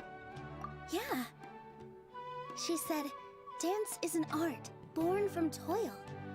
It isn't a gift from the gods, but a creation by our own hands. It is a beautiful thing born from our life experiences. Whenever there is joy or something to be celebrated, people will dance. With symbolic dancing in the background. In other words, any place where people can effortlessly begin a dance will for sure be filled with the blessings of everyone's happiness. She wasn't looking for flowers and applause. All she wanted was to see her audience smile. So that is what art means to people. Right. The same as what Mr. Kasani believes. I was completely moved by what she had said, so I started taking dance lessons from her. And later on, I began to dance here in her stead. Before she retired, she told me, for as long as you live, never forget what dance means to others. This is why Mr. Zubair and I never intended to listen to the academia. Even though it ended up causing everyone a whole lot of trouble, thankfully, everything worked out in the end. I see. Looks like you won't have to worry anymore. Although, I do have a small regret. Inaya? Yeah. Even though she has already decided to stop fighting with her father, they never managed to have a real conversation with each other. Before he left, Mr. Sharif looked like he had a lot on his mind. He probably has a lot of things he wants to say, but will now perhaps never get a chance to. That might be for the best. Yeah, but I still hope that things can change. It never hurts to have hope. You and Paimon are more than welcome to keep attending our shows. Who knows?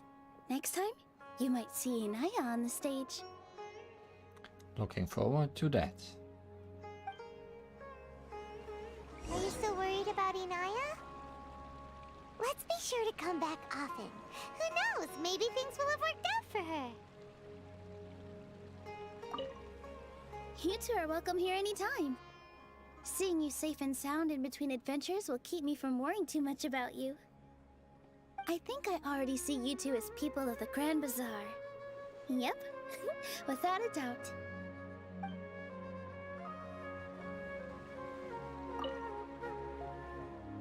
Recent performance schedule. Regular performance, The Merchant of Ormuz, written by Sheikh Zubair. Special performance tonight, The Legend of the Night of Flowers, leading actress, Nilou. More exciting performances scheduled this week. Come enjoy our amazing shows. The show has been approved by the Academia, but further improvements must be made in the allotted time before a second review to further reinforce the theme of wisdom.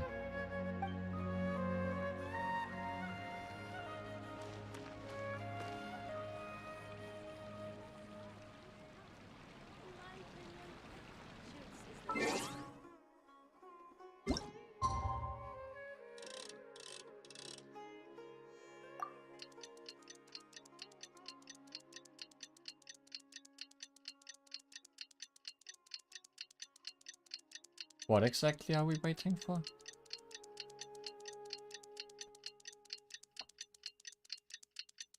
The quest blurb still said waiting for the debate, which I don't think is what's gonna happen.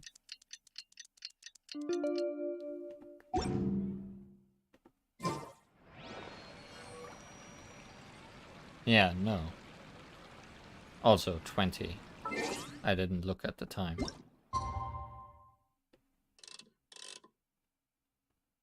But I also couldn't go up to 20, so I guess it's fine. There we go.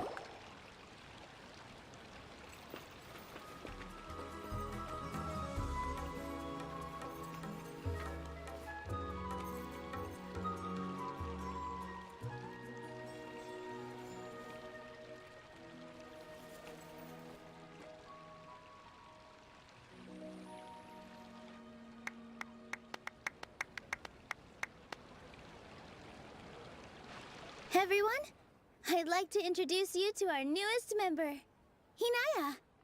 This is my kind of debate. Hello, everyone.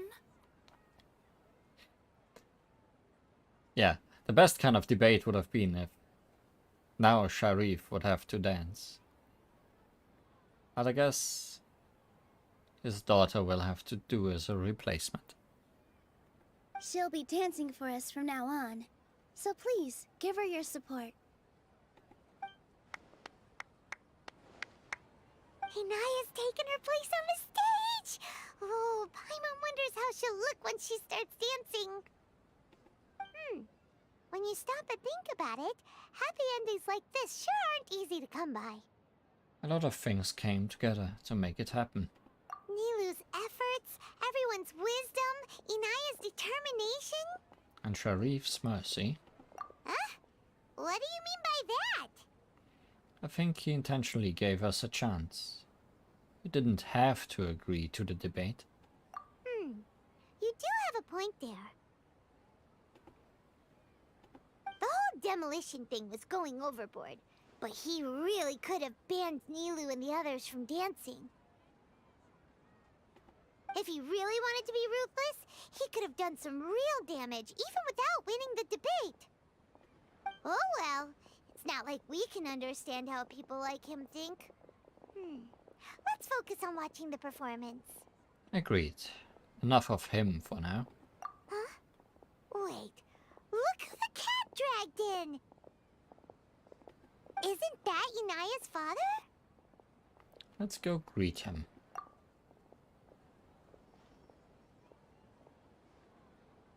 Oh, it's you two. Oh, it's you. I don't have much to do today, so I just came to look around this place. Are you looking for Inaya? No, I am simply here to watch a performance. There is no need to trouble her. Shouldn't you be busy? Well, I was for a time. My loss at the debate caused quite the loss of face for the academia, so there was a period of unrest. I used this opportunity to suggest that my superiors temporarily suspend me from duty. Otherwise, the rumors would probably persist for even longer. Suspended from duty? Yes, I am temporarily unemployed. However, I now have an abundance of time, so I can afford to come here and watch a show. I admit that I do not understand the magic that this theater possesses, but my curiosity has been piqued. I still cannot forget that young lady's perseverance. Inaya would almost certainly mature in the presence of such a person. So you're still concerned about your daughter? There are no parents who do not worry about their children. I suppose she managed to hit a weak spot of mine. Never mind. I do not have the right to say that. You're already here, so you might as well go see her. No, that is not necessary. I will take my leave after the show concludes. Do not tell her that I was here.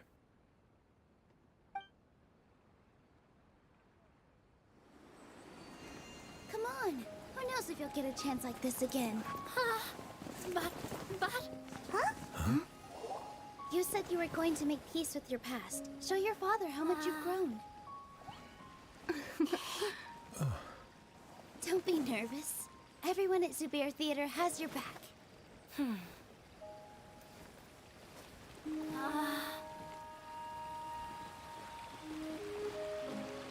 Hey, let's go somewhere else. We should give them some space. You sure they'll be okay? I don't know, but I think we should have faith in them.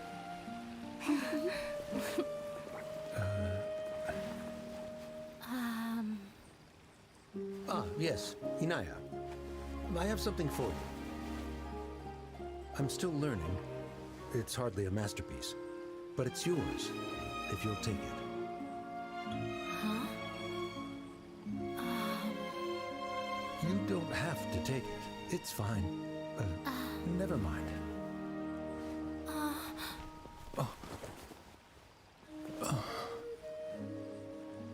Let's have a heart-to-heart, Father. Like father, like daughter. They're both so awkward with their feelings. Yeah, he did not dance, but he did pick up her original form of art. Yeah, she probably would have snuck away as well if I didn't drag her back. Do you think they'll be able to reconcile? I'm not sure. A complete reconciliation may also not be the best thing for them right now. All those years of arguments and misunderstandings can't be settled overnight. It might be best if they continue to keep some distance for now. But no matter where their hearts and bodies may be, they will always be family. All I wish for them is to be able to one day tap into the warmth of that bond. Oh, by the way, everyone's really thankful to you for helping out with the debate. So, we made you a little something. Hope you'll like it. Nice. Isn't this Zubair Theater? Whoa! This is amazing! It's so detailed and polished! We've also never made anything this complicated before. So the theater is mine now, is what you're saying. Mr. Zubair and Mr. Kasani took charge of the design, while Inaya and I made all the little pieces with the help of others. Miss Reikar and Miss Nadja made and assembled the centerpiece. As adventurers, you two will doubtlessly travel to many more lands and see many more things. That's why we hope that your time at Zubair Theater will become a fond memory of your journey. You two are welcome back anytime. We'll come back and watch you dance whenever we get the chance. Thank you all for being so considerate. According to custom, I should drop the formalities and just accept it, right? You're welcome. And there's no need to be so polite. You learned fast. Come on, take it. This is the story of you and me. It's a tale that I'll never, ever forget.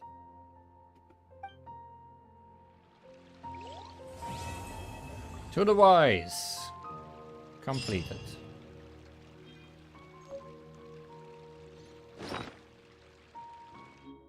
Miniature Zubair Theater. This handmade item was created by the members of the theater and is as true to life as possible. The original plan was also to include the fountain under the stage, the surrounding grasslands, and the shops of the Grand Bazaar, but there were many difficulties in the production process, such as water storage and circulation, the moisture resistance of wood materials, overall weight control, and so on. After careful consideration, the makers decided to abandon the redundant design and focus all their energy on reproducing the stage. She once said that when there is joy or something to celebrate, people dance, and that is why the stage is a blessing. May you put it to good use.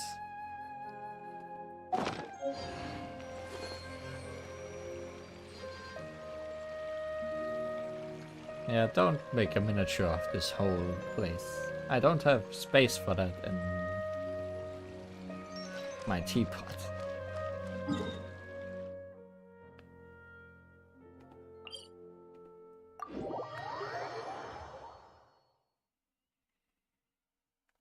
But that concludes what I wanted to do today. Aside from one last thing that I'm not sure exists. Hold the line! I feel like deja vu, because something similar happened last time. When I was walking around this area, wrong direction, Paimon said something interesting. So I'm assuming there might be something around here, if it has not disappeared yet.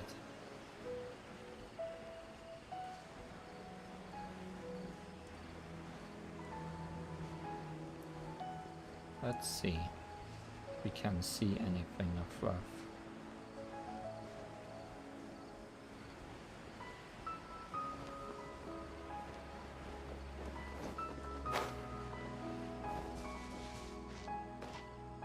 Spores, there's ruined dragons,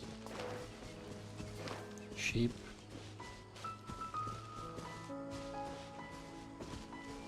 There was something just now, or was it just a sit?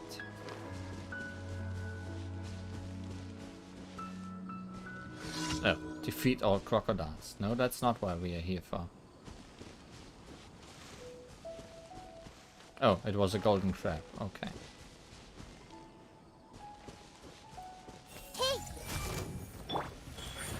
I'm not here for the crocodiles, Paimon.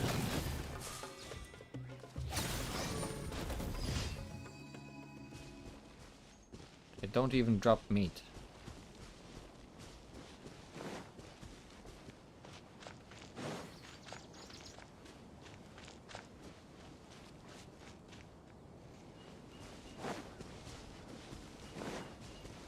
Whatever here was here might not be here anymore.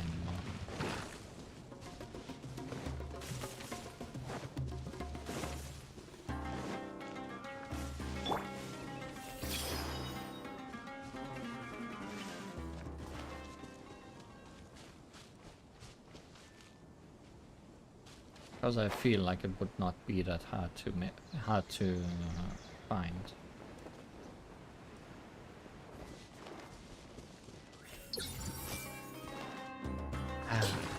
Right now. Leave me alone, Emerge. flower. Right here.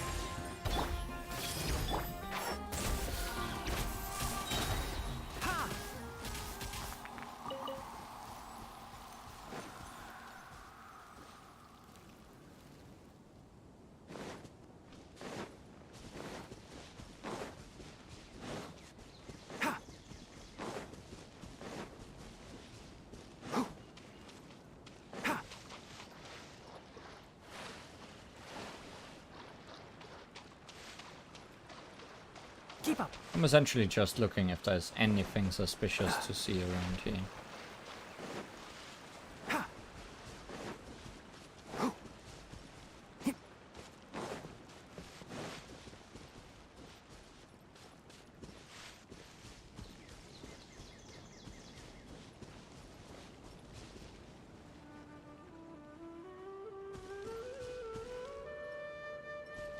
Let me check quickly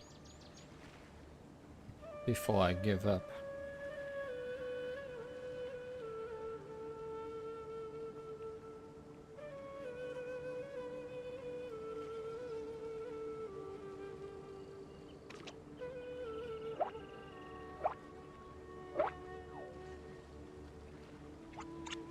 While Tighnari questions the existence of his ears.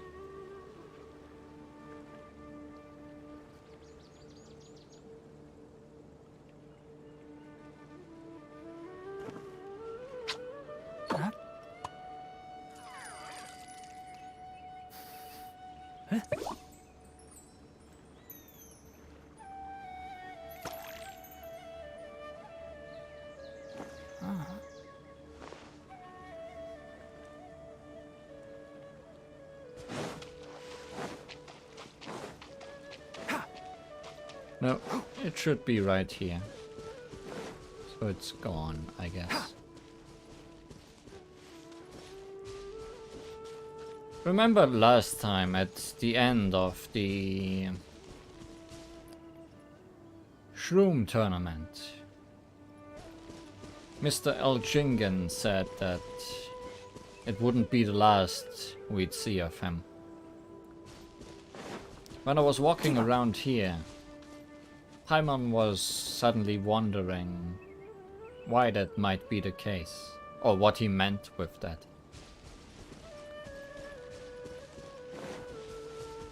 Apparently, there was a little after quest that happened here. Joke's on him, it was the last time we saw him. Yes, pretty much. There was supposed to be a Fatui Harbinger here. Or, not a Harbinger, just a regular Fatui assassin. And after killing that assassin, we would have found a blood-soaked... whatever those Pokeballs were called. The thing to control the mushrooms. As well as a note. So it turns out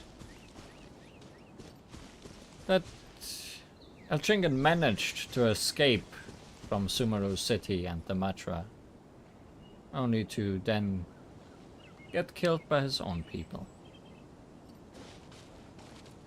The poor, poor man. I guess he will not get any revenge.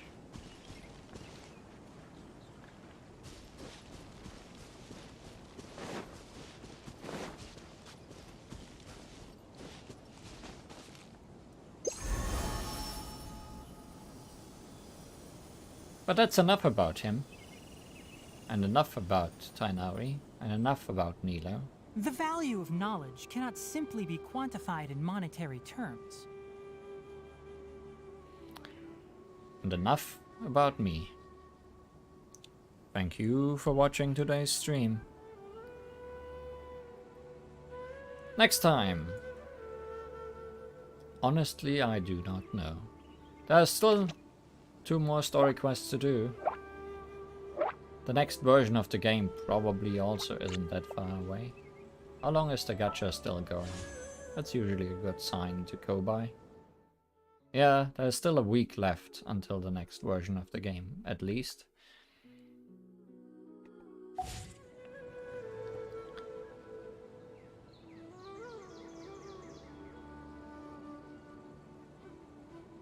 So let's look into the future.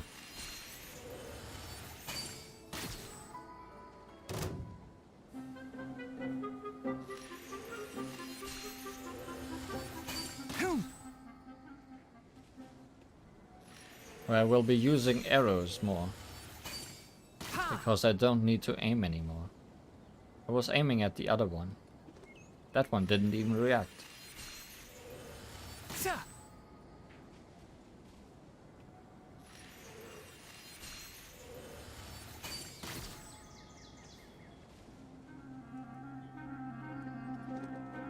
You gonna come at me? Or you gonna just stand there?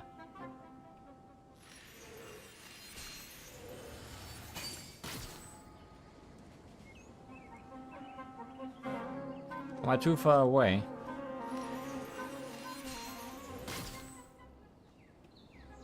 Yep, too far away that he heals.